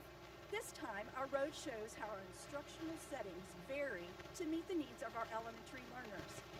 The programs in green support students who access the general education curriculum through a general education teacher. Those further down the road, shown on this slide and the next, show our programs that provide direct instruction from special education teachers and or are self-contained as they utilize an alternative curriculum. Please notice that our dyslexia services are not on the road, as they are considered general education programs, and as such, they can be offered to our special ed or our gen ed population, as our special education students are general education students first. We want to be clear that this road is not a road to another program, or you don't need to stop at one destination before you can move on to the next destination. Instead, it's meant to illustrate how CFB meets the needs of its range of learners. We would also like to point out that our road is a two-way street. So students can, we monitor their progress annually and even monthly. And if a student needs to change programs, either to receive more services or less, then we're able to make that change throughout the year. We won't go over each of these programs tonight, but that goldenrod piece of paper does give you some specifics about each of the programs in CFB. The premise shared in elementary school is true for secondary as well. A variety of opportunities are available to support students who access the general education curriculum, as well as those who benefit from a modified curriculum. At the high school level, additional services are in place through vocational experiences and on-the-job training that support the district's mission of having all students workforce ready. Our functional skills workshop and moving on up programs provide services for students between the age of 18 and 21 years of age and prepare them to live independent, productive lives. Now that you have a better understanding of who we serve, we want to continue our presentation by sharing some of the specific accomplishments as well as next steps. First, the district completed a reorganization of its elementary special education program last summer and throughout last year. Due to program placements on campuses, some students were on the bus for long periods of time and weren't able to attend school with their peers. As a result, schools were divided into zones and programs were realigned in order to distribute special education classrooms equitably throughout the district. At the elementary level, we focused on our early childhood kindergarten classes. In order to hold all students to high academic standards, we provided side-by-side training for our special education and general education teachers, which increased the percentage of time students were included in the regular education classroom. Now, when you enter an early childhood kindergarten classroom, it could be either the gen ed teacher or the special ed teacher who is providing that direct instruction. Continuing our work with inclusivity across the district, all campuses received training on master scheduling that focused on creating special education students' classes first. This allows special education staff to be allocated effectively throughout all classrooms, especially on the high school campuses. The Teaching and Learning Department developed this visual to show the interconnectedness and importance of the work we're undertaking in CFB. These 5 pillars are the super levers that will add coherence to our district. In regard to special education, the pillars of culture, data-driven, and observation and feedback will guide the work. Through culture, staff will continue to focus on inclusive practices through the development of a district-wide task force. This group will analyze current practices around inclusivity, as well as determine the direction CFB needs to take to continue to positively affect student achievement. Another strategy for this year is to improve data-driven instruction. Progress monitoring of student performance will increase as staff continues to ensure that essential standards are not just taught, but are mastered by all of our students. Through observation and feedback, Ms. Wells and her team will provide increased feedback to our special education staff. We are so excited this year that we were able to hire 2 elementary and 2 secondary coaches to help with this. They are special ed teachers who will go out and work with our special ed teachers to ensure that our rigor is high for all students.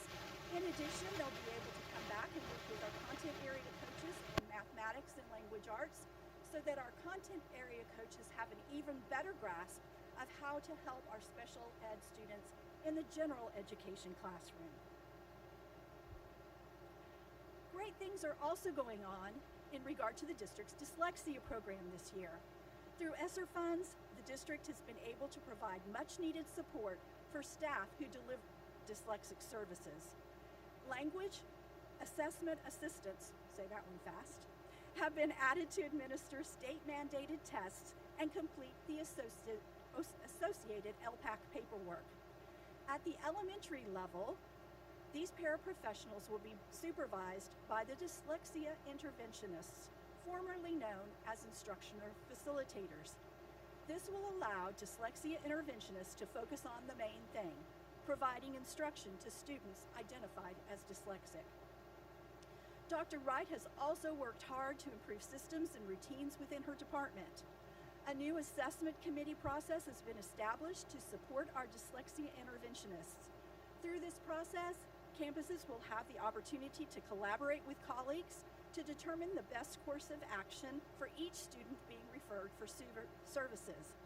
This committee will also be used to problem solve additional strategies and options if a student plateaus.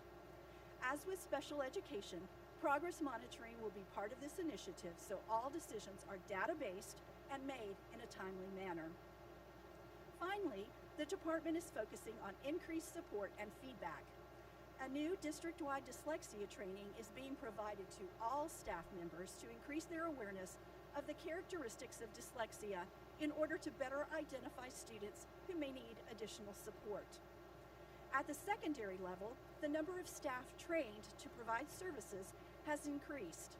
Each campus will have between 2 and 4 teachers trained to provide these services should the need arise. Timely feedback will be provided to our teachers, focusing first on those who are new to the program and encompassing all before we move into the second semester. Just a shameless plug, if you know anybody who wants to be an assessment assistant, please apply to the district, and we know that our personnel services will take care of that.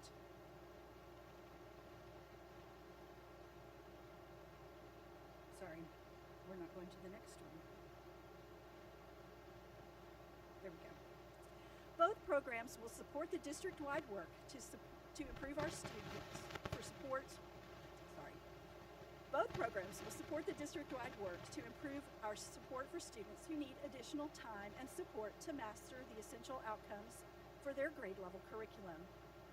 This work with multi-tiered systems of support is one of the 5 that drive and will become the focus moving into the spring semester of this year.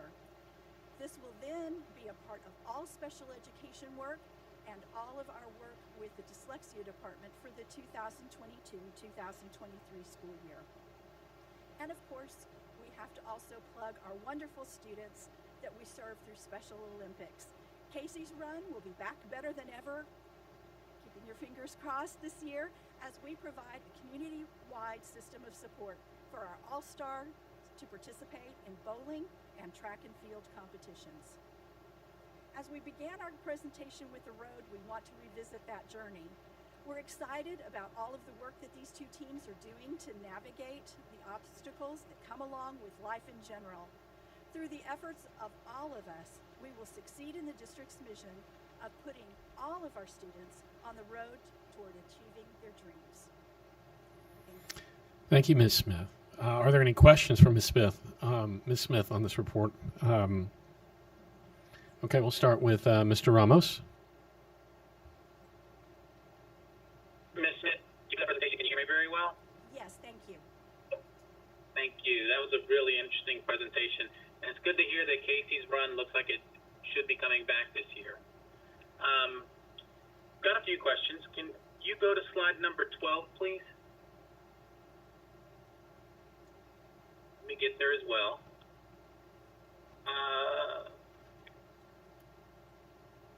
I noticed in that you mentioned something about at the secondary level, like support stuff for the students that are at secondary level. Is there what kind of programs are used to maybe determine or identify special ed at the secondary level? I know there's a lot of transition from students. I mean, they may be identified at elementary schools, but what about the students that get transferred in? Do we have any kind of programs at secondary? Absolutely. I'm going to take you back one slide further on slide 11. You can see that we again have the full range of services for our high school students as well, which start at the in-class support, which just means that there's somebody else in the classroom in case you have a question. Then there are co-teach, where Ms. Castanon and I might be teaching at the same time. I might be the special ed teacher and she's the general education teacher. And we move in and out of that classroom setting, both of us teaching, both of us pulling small groups and working side by side with any student who needs it. Then it gets into that learning lab, and learning lab is a chance for a student if they need a little bit of additional support. Sometimes they leave the classroom in order to get support in those services. So that's available through all of our middle school and high school levels. When you get to the past classroom, those are for students who have a little bit more of a behavior problem, but we have IEPs that help to work on any of the skills that are identified. They're in and out of the general education classroom as needs allow them to do. When you start getting to the ones that are in the darker print without the green coloring, those are the ones that are self-contained programs. So we have fundamentals programs for students who are basically 2 or more years below level. And then taking you to that next page, then you get into the high school vocational experiences. But everything on this slide, on slide 11, is available to every middle school and high school student. Okay. Can we go to slide 16? I think that was the one on dyslexia. I have a couple questions on this one. Moving forward, how are we funding dyslexia? Like the identifying.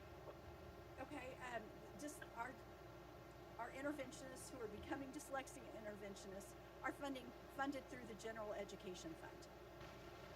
Okay. And then what kind of process do we use across the campuses, across the district in identifying dyslexia in our students? Great. I could go into a long answer on this. At our younger grades, we have universal screening at kinder and first grade that is required of everyone in the state of Texas. So we start looking very early to ensure that we meet their needs and don't wait until they're in 3rd, 4th, or 5th grade to even begin those programs. We have screening tools that we use across all grade levels. And again, that's one of the reasons that we have the video that we have for the teachers, so that they start looking for what are those characteristics. And if I have a student who moves into my classroom, even if I haven't given the universal screener to that student yet, then I'm starting to see that their reading difficulties come from something that is unexpected. And a lot of people think of reversals as that is the primary characteristic, and it isn't. It's having difficulties with learning to read when you have the capabilities and the brain processes that you're like, why can't this student read? What is it about this student? They're able to talk to you about what they read, they comprehend it, but they just have trouble unlocking that meaning. So at all levels, we have another mandatory screening at 7th grade. And of course, people self-report to us with parents coming in, and our staff is getting even better at identifying those characteristics. And one final question that kind of ties into Mr. Bassett's presentation on the budget. He mentioned that there is a possibility that we could start getting some more special ed enrollment. So do we have a staffing model if that happens, or do we currently have a staffing model, or is there something we're working on, or what's the process on that moving forward? We have one, but we continue to improve our staffing models as we go along. And so we're really excited about Mr. Davis coming and being a part of this department and helping us to make our processes even more successful.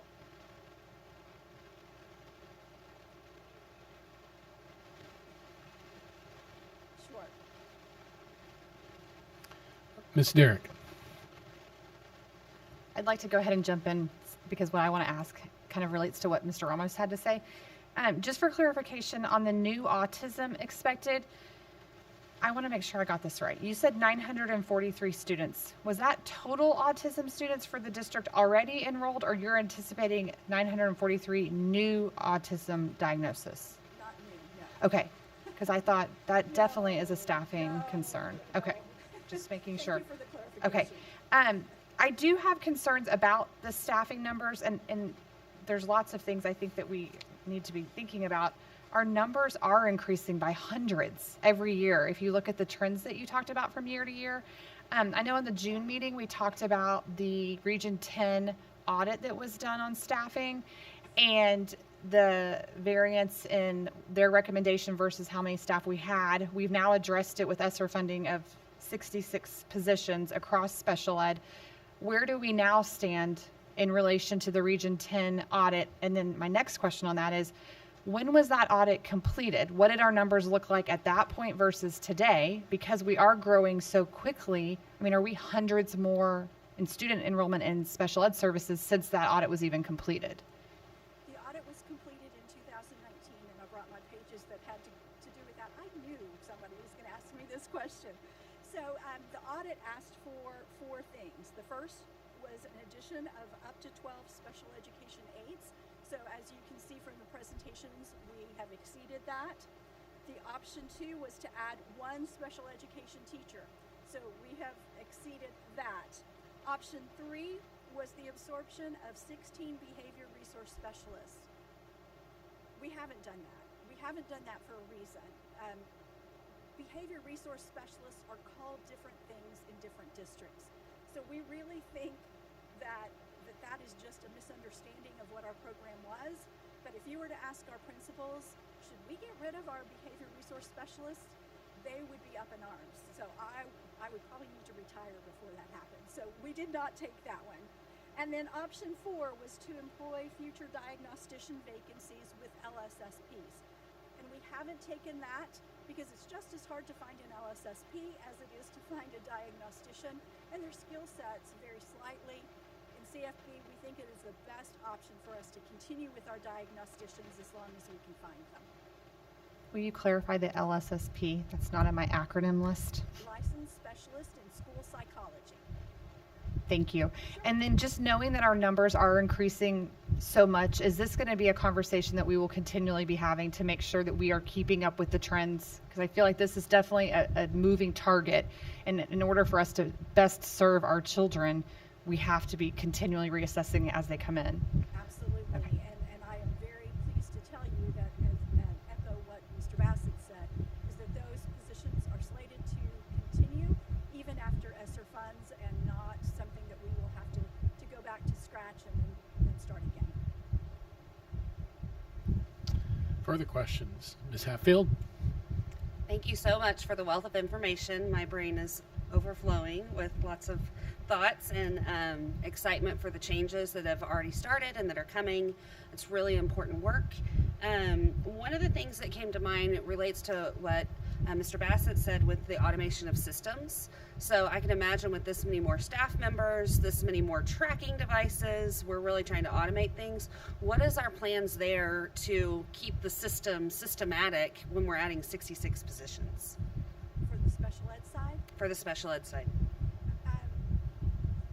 That's a tough question to answer. So And if we need more time, I understand, because that's a... I think that we have pretty good systems in place, and it is not that we're adding 66 people all in one cluster. It's spread out, so a few teachers, a few of this, a few of that. So as of this moment, I'm not anticipating major changes to keep up with our systems. But of course, we'll keep an eye on it, especially now that you brought it to our attention. I can just see a great, I think you mentioned a task force. That task force continuing to say, okay, we've made all these changes, so how's that going and how are we going to continue to adjust? Absolutely. One other question came to mind. Did you say that we have 204 dyslexia students in the district? 204 that are served through Section 504 and are not a part of special education. So I did not pull out those that are dyslexic within special education. And let me look at my list. I know I had one. The last thing is in looking at these staffing positions, starting up those classrooms and getting them the resources they need. I know we mentioned training, but how's that going, making sure they are set and ready for the first day of school with all their resources? Absolutely.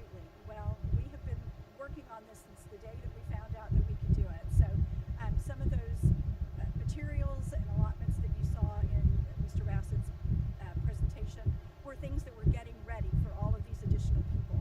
So the directors in our department do a great job of keeping on top of things and letting us know. In fact, sometimes it's like, stop letting me know. But they let us know what they need, and then we go about the task of getting things there. I'm also going to give credit to Mr. Mulroney, because as soon as we told him that there were classrooms coming to new campuses, his team was on it in order to make sure that we had those rooms ready as well. In regard to the training for our ESSER teachers, we have already started, we have a training system for the first 2 weeks of school where any principal can send any special education or ESSER teacher that's additional in the schools to this training. So we have topics, morning topic in the afternoon, and they can pick the ones that are specific for their position. So we're not making them go to 2 weeks worth of training. Instead, they say this one is something that I need for what I'm being asked to do at my campus. This one, not so much. So we really have, and again, as soon as we knew about these extra positions, principals helped us to determine what training was needed, directors, and we set about the task.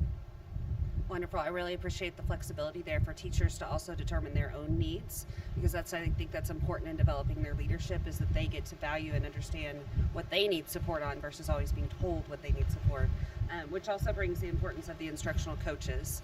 I'm extremely excited that they can support the fidelity of implementation to make sure that we're meeting those needs. So kudos to all the work that went into making decisions about how to spread the load while also supporting our students. Any other questions? Mr. Shackman. Thank you, Dr. Black. I'm excited about the emphasis that we're, excuse me, placing in special ed, and I appreciate very much your comment about the helping to train our principals and those involved in master scheduling. One of the challenges I think we faced over the years is going clear back to when my son was receiving dyslexic services in, testing situations or other things that became master schedule issues where now his instructor is not available because of something else. And so I'm glad to see that priority continuing, and I would encourage us to continue to develop that priority so that we keep those people in place, because that's got to be high on our list. And so thank you for all that we're doing to move this along.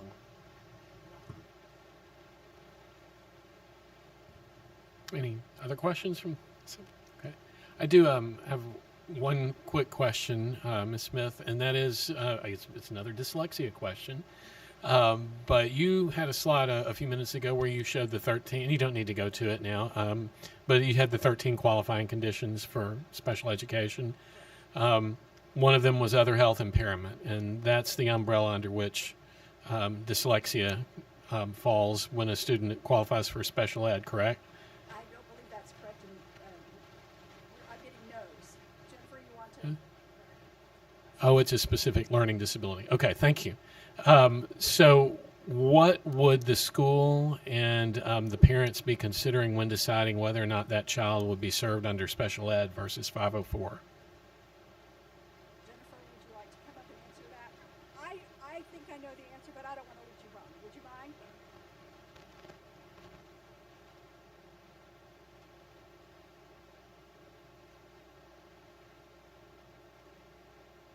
So we would be looking at whether they had additional need outside of just the dyslexia MTA program need.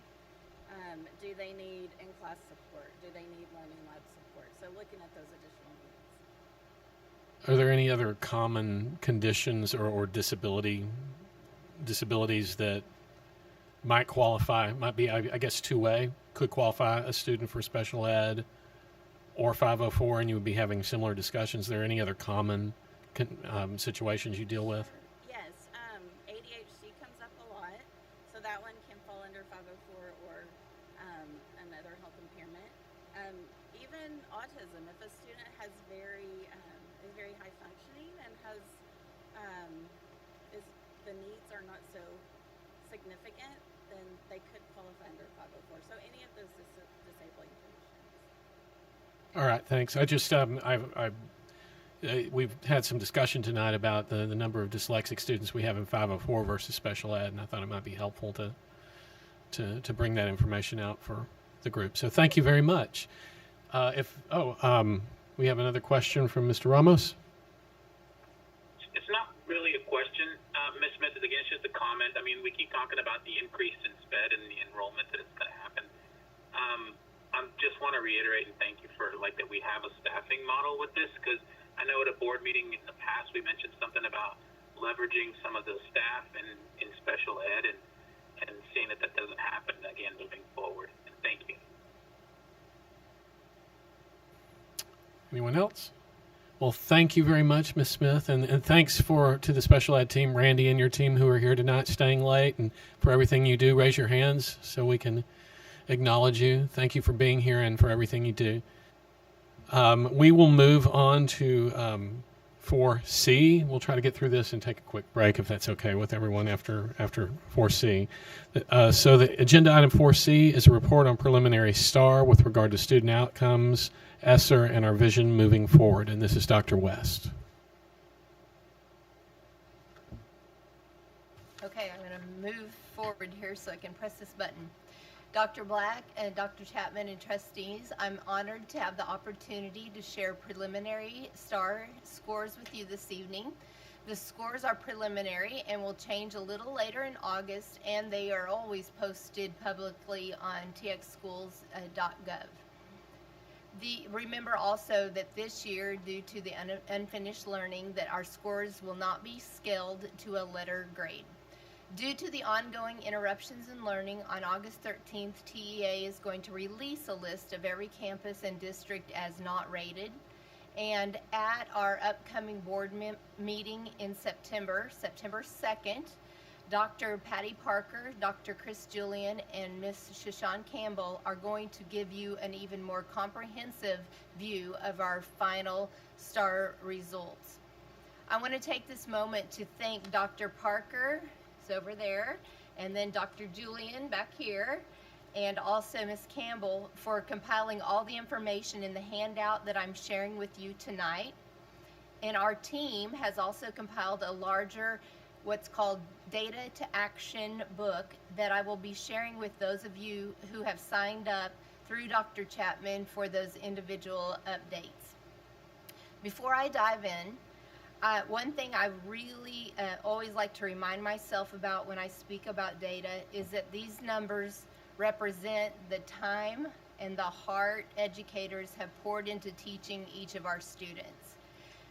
And this year, it's important to remember that teachers forged ahead, supporting our students academically and mentally through a pandemic. This was the first year our students across the district tested online, and many of those students had to go to their campus to test, even though they had not even been to the campus at all for school the entire year. These numbers are not only numbers. They represent our students, they represent our kids, and they, as well as the adults who support and teach them.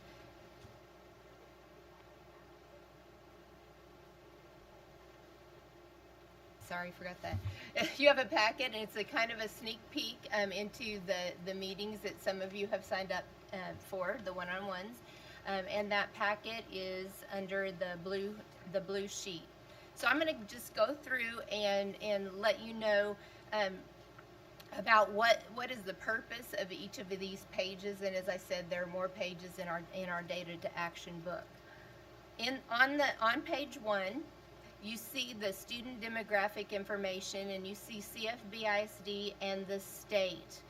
And the reason for this particular look is just to see how our CFB ISD demographics also mirror the state, because oftentimes when you start looking at preliminary STAAR scores, that's one of the first things you want to look, is you want to see, well, how did CFB ISD do? How did the state do? And it's also important for us to just take a look and just see how or where our demographics might mirror or might be different as far as the state's demographics. On the next page, page 2, this gives you a look at the participation rate of testers. And as you can see, as an example at the top, the grade 3 through 8 math and algebra.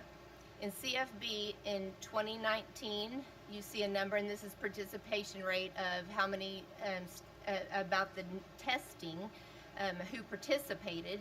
And then in 2021, the participation, and that change. And you can also see participation in state testing in 19 and then 2021, and what the changes were.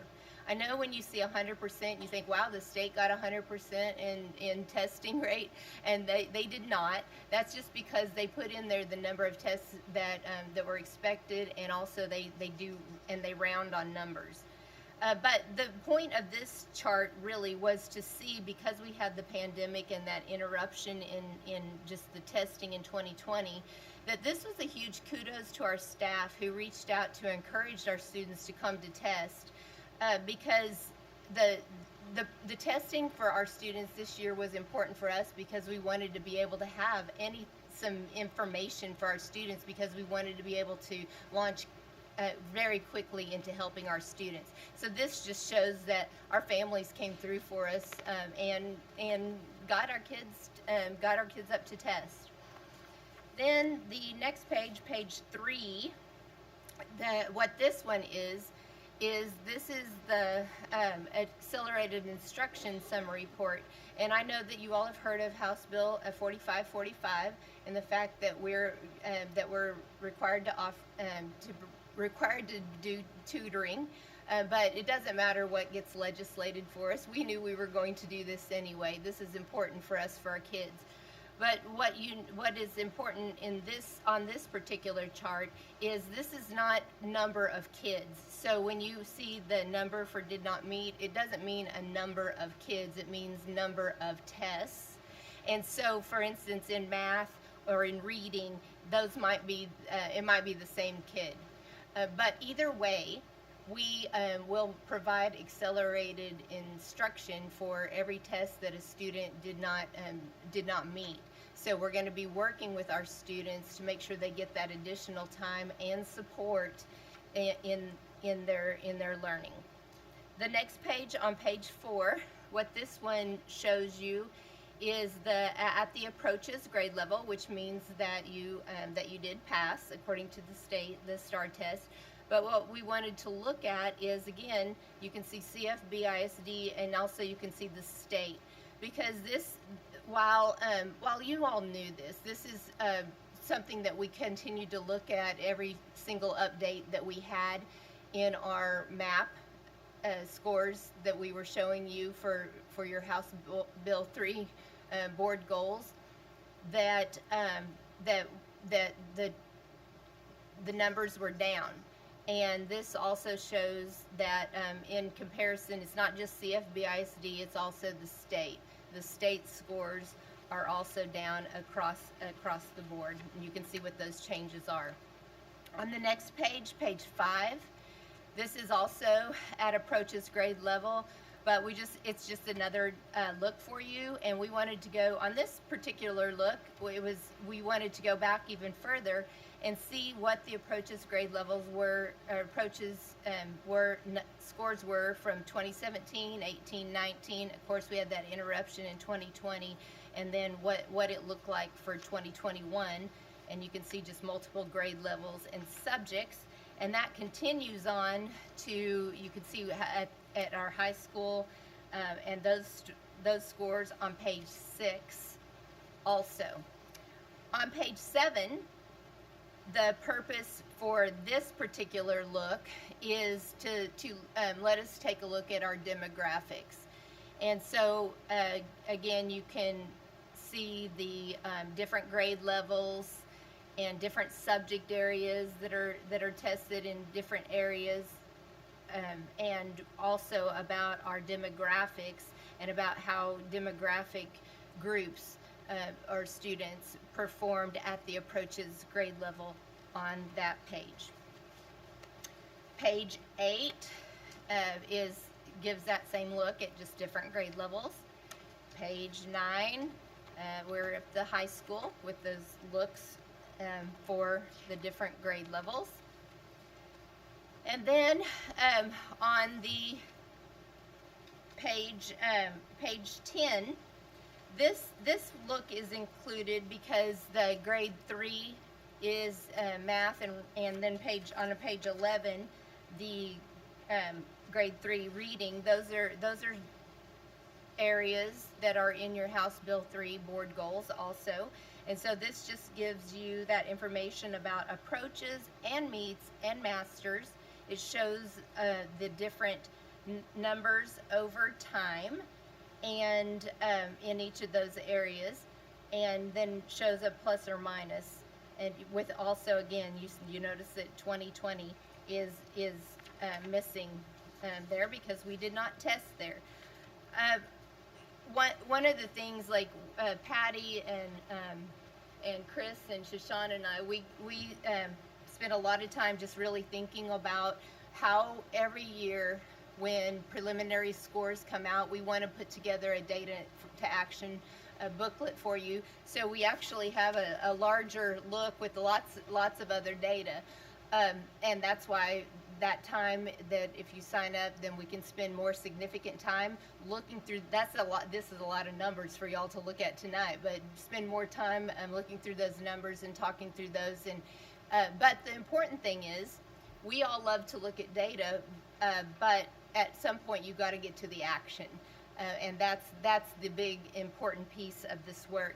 On the next page, page 12.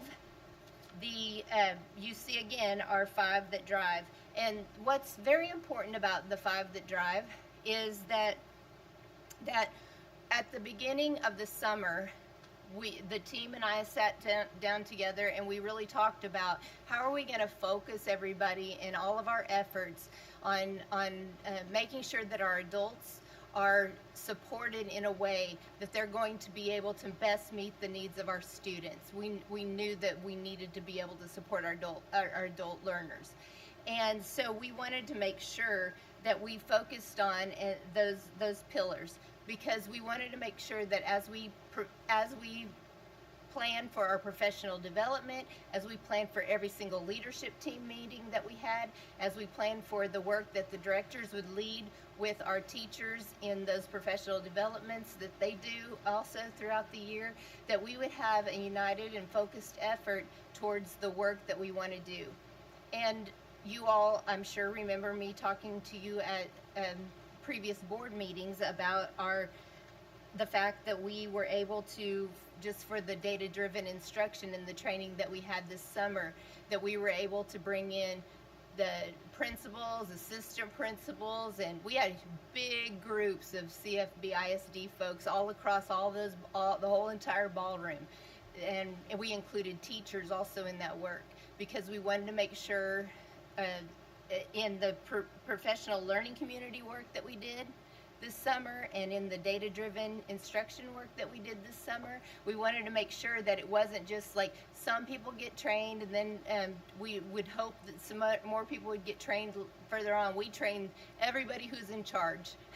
If you're a leader in the school, we wanted to make sure you were a part of that because our students need and expect the best from us. We're a professional learning community, and we have to be able to now act on the data that we have before us. I'm really excited about the opportunity to be able to, for any of you that sit down and sign up, that we can talk more in depth about this and about the plans moving forward.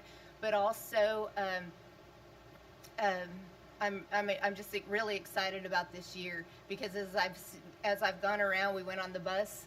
That was exciting the last 2 days. But also just hearing from teachers, from our principals and our leadership staff about the focus that we have on the 5 that drive that's going to really help impact their work and the work that we do with our students. It's going to be a great year. So, and I'm excited about September 2nd because you all will get even more in-depth update from our professionals that really put our data together as well. Thank you. Thank you, Dr. West. Are there questions, comments from the board? Ms. Derrick? I thought someone else would jump in. So thank you, Dr. West, for your presentation. I want to start by saying that our teachers did incredible things last year in a time that nobody could have predicted under circumstances that were just unimaginable. That is not deniable by any of us. They worked so hard. And the fact that we got so many students in to test is a testament to them because that took some work to get all these kids there to test when we know they were at home. I think that this does show we have learning loss, and we cannot deny that as a district. And so I'm happy tonight that we're showing these numbers and that we can now dive in and figure out how we're going to respond, because the reality is our kids need us right now. And every kid in the state of Texas needs people right now helping them. This is not unique to CFB, but thank you for giving us the numbers, showing us where we're at so that we can now move forward to help get our kiddos back on track. Anyone else on the board? Okay, Dr. West, thank you very much. And I want to be clear too, so we have half of you that have signed up to have the one-on-one sessions to go through the entire book in August, so that in September 2nd we're going to run through that. So again, if you want to partake in such, you need to, we ask that you give us some dates and times and we'll make our calendar work for you guys. But again, we just want to offer that again as we've already going to roll through half of you. All right. I think it's time that maybe we could take a short break before we finish up. We've been at it for a couple of hours. So at this time, we'll take a brief recess. Let's do 10 minutes. And this meeting will be called back to order at 9:23.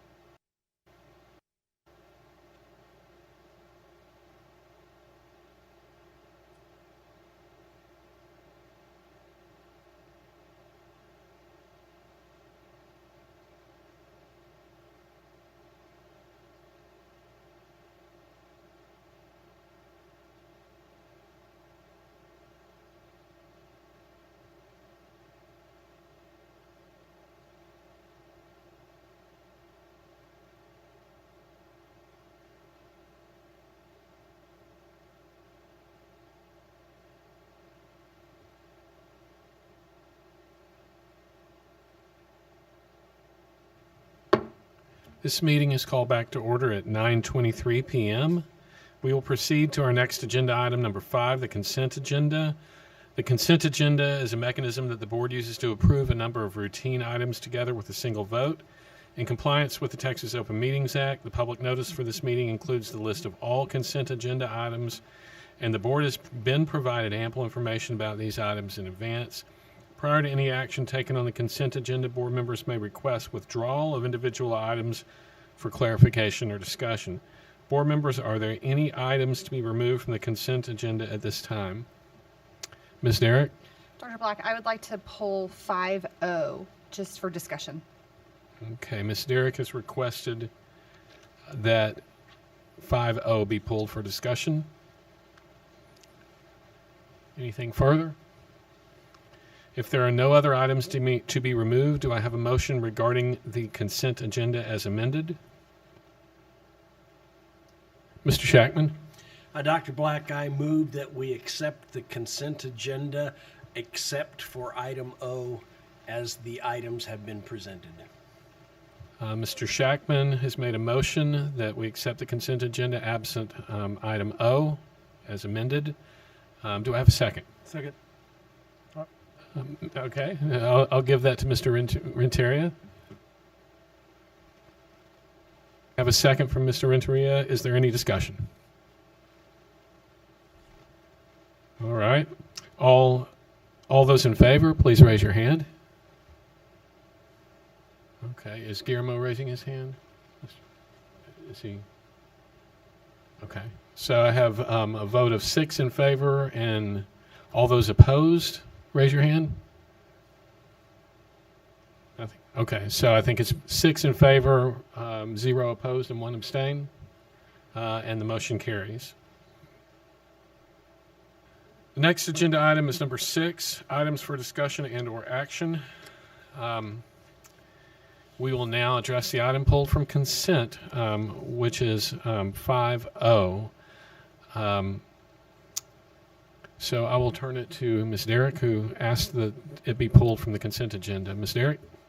Thank you, Dr. Black. I asked that this be pulled just so that we could get an update and make it known that the district did purchase Suburbans back in the spring, and that with the expectation that that would help in reducing travel expenses and rental expenses. And so I just wanted confirmation of that in relation to this item number or letter O that's talking about rentals of vehicles and how we're now going to be able to use these Suburbans to help decrease the rental expenses.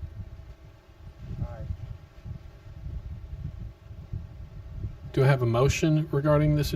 Oh. I'm sorry, go ahead. Thank you, Mr. Let's see if I can. There we go. Thank you, Mr. Derrick. You're absolutely right. We did purchase the 7 Suburbans, and that will help offset this. It really will help us with our bus transportation.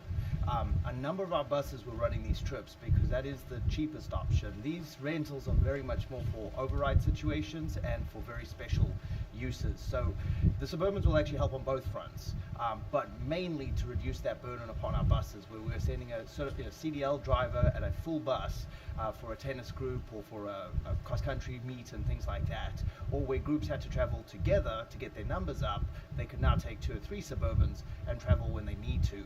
So that will be that first hit. This will also help do this, but this is also a great opportunity for us where we do get a stack situation towards the end of football season where other sports are starting to pick up and we get overloaded. We can use some of those charter buses, we can use those rental vehicles to help us fill in. So again, with last year's data being a little all over the map, we don't have that full year of data. This will give us a better indication of what we can reduce. We want to keep it at the same rates right now, so that we're authorized to use it, and then we'll measure and reduce it for next year. Thank you, Mr. Maroney. I would like to make a motion that we approve item 5O. We have a motion from Ms. Derrick. Do we have a second? Second from Mr. Shackman. All those in favor of approving 5O, please raise your hand. I see 6 hands raised, but no hand. Okay. All those opposed? Okay, so by a vote of 6 in favor, 0 against, and 1 abstention, 5A carries. The motion carries. So we will move now to item B. Consider approve all 6B. Consider approve all matters related to the 2021-2022 compensation plan, including proposed increase to district contribution towards employee health insurance premium. Turn this over to Mr. Bassett. So, as we discussed during the presentation, I had 3 slides, on the item, for the additional amounts. In the backup that you have for this, you can see how this will take us from the lower third up to the upper third within the districts in the surrounding area. I definitely feel like this is needed from a competitive perspective, and to really help out the employees, especially those on the employee-only plan, where we have the bulk of our employees. So we definitely would appreciate your approval of this. Do I have a motion regarding this item? Ms. Herbacek. I move that we approve an increase in the district contribution to employee health insurance premiums from $278 per month to $350 per month. We have a motion for Ms. Herbacek. Do we have a second? Have a second for Ms. Derrick. All those in favor, please raise your hand. Okay, it looks like we have 7 in favor, so the motion carries by a vote of 7-0.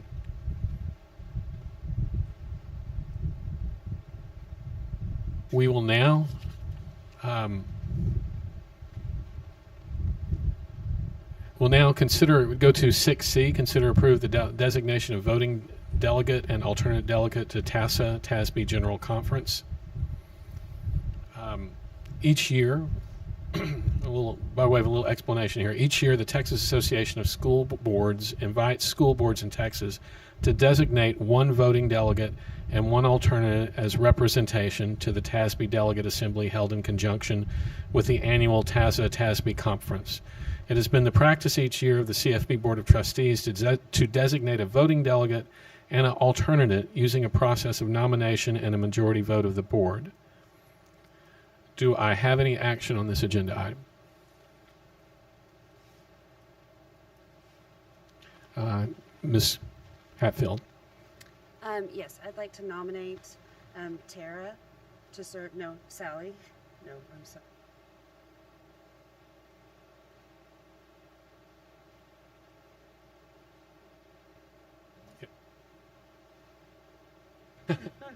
Okay, sorry about that. I'd like to nominate Tara to serve as our delegate for the TASB General Conference. Okay, is there a nomination for an alternate delegate? I'd like to make a nomination of Cassandra Hatfield as our delegate alternate. Okay, I think I should go back to the first motion, Cassandra's motion, and ask for a second. Or if there are any others, any other nominations for a delegate? We have a nomination of Ms. Derrick for delegate from Ms. Hatfield. Is there a second for that? Okay, we have a second for Mr. Ramos. Okay.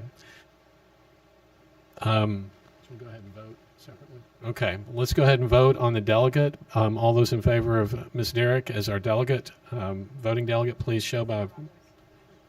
I'm sorry. Okay, this is confusing. I'm sorry. Let's go back, take a step, rewind. All those in favor of Ms. Herbacek as our voting delegate, the nomination for Ms. Hatfield is for Ms. Herbacek, and we have a second. All those in favor, please raise their hand.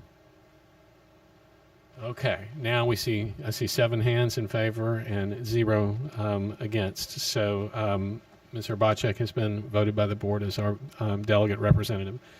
Now we have a nomination for Ms. Derrick, or no, for Ms. Hatfield to serve as our alternate delegate. Do we have a second for that?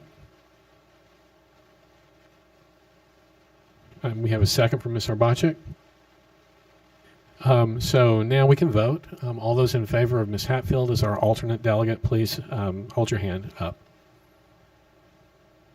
Looks like it's a unanimous 7-0 vote, and Ms. Hatfield is our alternate delegate for TASB General Conference. Okay, that's done. So that's item 6C. We'll move now to 6D, which is to consider and approve all matters related to endorsement of TASB Board of Directors nomination. And this one's a little complicated too, so let me read some information about this. In July, a list of nominated individuals for election to the TASB Board of Directors was distributed. As stipulated in the TASB bylaws, the CFB Board of Trustees is eligible to endorse one nominee for Region 10, Position A. Individuals on the list are Tricia Ickard from Maypearl ISD, Ty G. Jones from Lancaster ISD, Stephanie Odell from McKinney ISD, and Jeff Pendle from Community ISD. In your board materials, you are given information and links to candidates running for position on the TASB Board of Directors representing Region 10. A paper copy of this information with a yellow cover sheet was also given to you tonight. At this time, do any of you wish to make a motion to endorse a candidate? Mr. Shackman? I happen to have the privilege of having worked in some sort of small group or something through TASB with 3 of these, and I would like to recommend Ty Jones, that we endorse him. I think he'd be a great addition to the TASB board. Thank you, Mr. Shackman. Do I have a second? See a second from Mr. Renteria. Is there any discussion?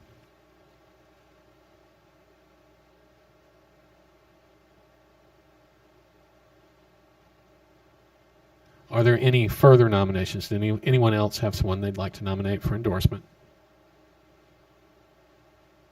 Okay. Hearing none, we'll go ahead and vote on Mr. Shackman's motion that Ty Jones, that we endorse Ty Jones, was seconded by Mr. Renteria. All those in favor, please raise your hand. Okay. By a vote of 7 in favor and 0 opposed, the motion passes. We will now move to 6E, which is consider approve RFP 2021-04-022 for 2023 bond planning services. Mr. Bassett, this is you again. So I brought this up in the last presentation, but we do need to. We've talked about in the past having a bond in 2023. There's a lot of heavy lifting that has to go. While we're managing one bond, to start planning for another one is a pretty tall task. We need some outside consulting, just like we did this last time, to make sure we have a full collaborative process, that we involve the community, and we don't let any of the balls drop from the current work that we're doing. So it's just very important that we're able to bring in a consultant, and so that's why this is presented before you. Thank you, Mr. Bassett. Do I have a motion regarding this agenda item?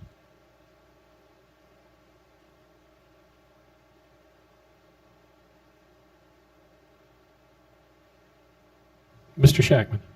Dr. Black, I move that we approve the acceptance of the RFP for bond planning services as presented.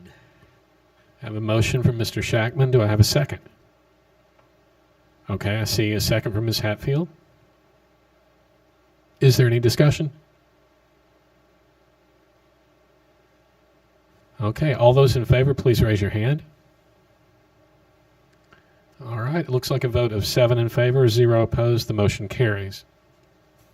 Let's move to agenda item 6F, and this is consider approve establishing a Board of Trustees subcommittee to develop a CW local policy regarding naming facilities. And if I could just speak a moment about this. This is something we talked about, a policy CW, which we don't have right now, and we talked about it in our June meeting, I believe. And we discussed the importance of coming back to this in our August meeting. And in some discussion with the superintendent, we talked about a way that we might want to approach this, because we both felt like there was a good deal of work ahead of us in crafting a policy and getting exactly what we think we need in a policy and getting it right. That maybe we put a subcommittee onto working about this and bringing some recommendations back to the board. So that's why this is on the agenda tonight, so we can get a feel from the board on whether that's something we'd like to do. Do I have a motion from anyone on this? Ms. Hatfield. I'd like to make a motion that we approve establishing a subcommittee to develop a local review policy for naming facilities. Okay, I have a motion from Ms. Hatfield. Is there a second? I see a second from Ms. Derrick. Is there any discussion? Ms. Hatfield. I'd just like to add that I think this is really important to our community. They have expressed that this is something that they have a vested interest in. And so as we move forward, important details including the selection process, our procedures, cost, voting procedures, and even the exhibit, I think is something we really need to look at, because if we establish the clear procedures and policy and then put an exhibit behind it that leads the process forward, that will help make I think the staff's job a lot easier as we move through the process. So just want the community to know that we have heard you and that this is really important work.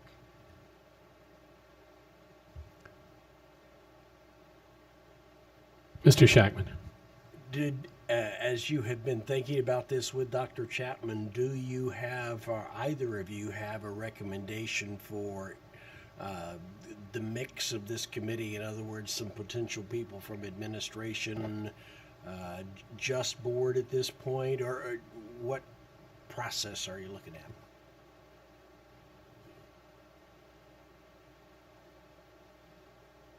Well, the conversation was initially going to be, having a subcommittee of board members, and then we would then bring in some other folks, like Mr. Mersch, for an example, which has a lot of experience in this area, to have some conversations, as well as we may bring in 2 or 3 others. But we wanted to make sure that this is what the board wanted to do, is have this subcommittee set up to be able to move this work forward. Now, with that, and if you're making a motion tonight, you need to decide if you're giving the authority to the board president to appoint 3, or are there 3 board members interested. So that might be a good idea, so we don't go stagnant to have another meeting to then determine who's on that. Yeah, that would be, I think, something we need to establish in this discussion right now. And my suggestion would be, to just find out if there are people that would be interested in serving in this capacity, and we really need, I guess, 3 board members, no more than 3. So, right, we would post the meetings to make sure we comply with open meetings law. So if there are any who are definitely interested in serving, I suppose you could either reach out individually to me or to the superintendent. It would be easier, better if they, or now, speak now.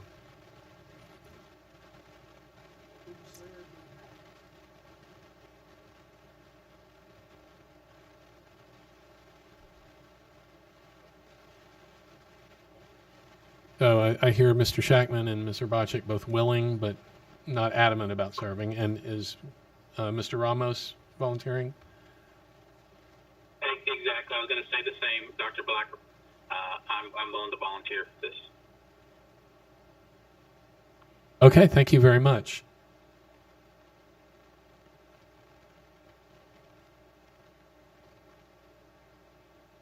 So I guess, are there any other nominees? Anyone else who would definitely like to be on this committee and do this work? Are there 3 people willing but not chomping at the bit necessarily? To volunteer, I'm willing to step down.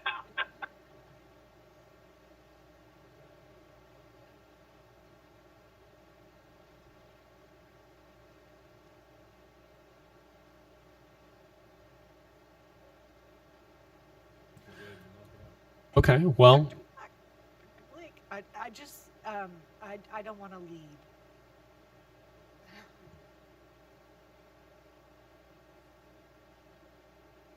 Okay, so it sounds like we have 3 committee members, Ms. Urbacek, Ms. Ramos, Mr. Ramos, and Mr. Shackman. And just.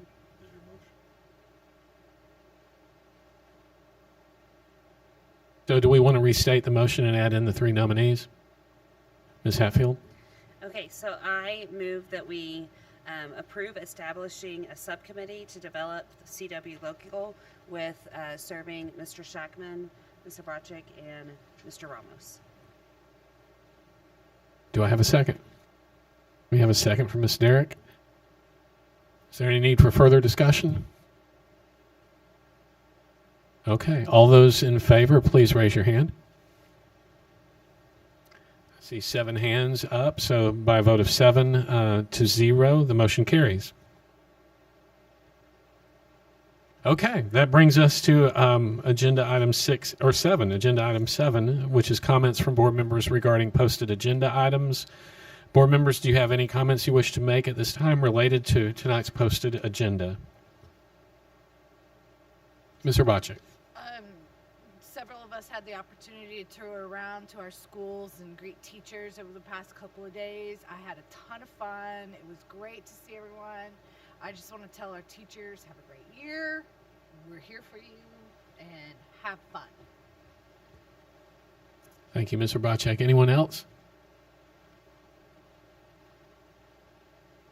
Ladies and gentlemen, we've reached the end of our agenda, and we are adjourned at 9:44.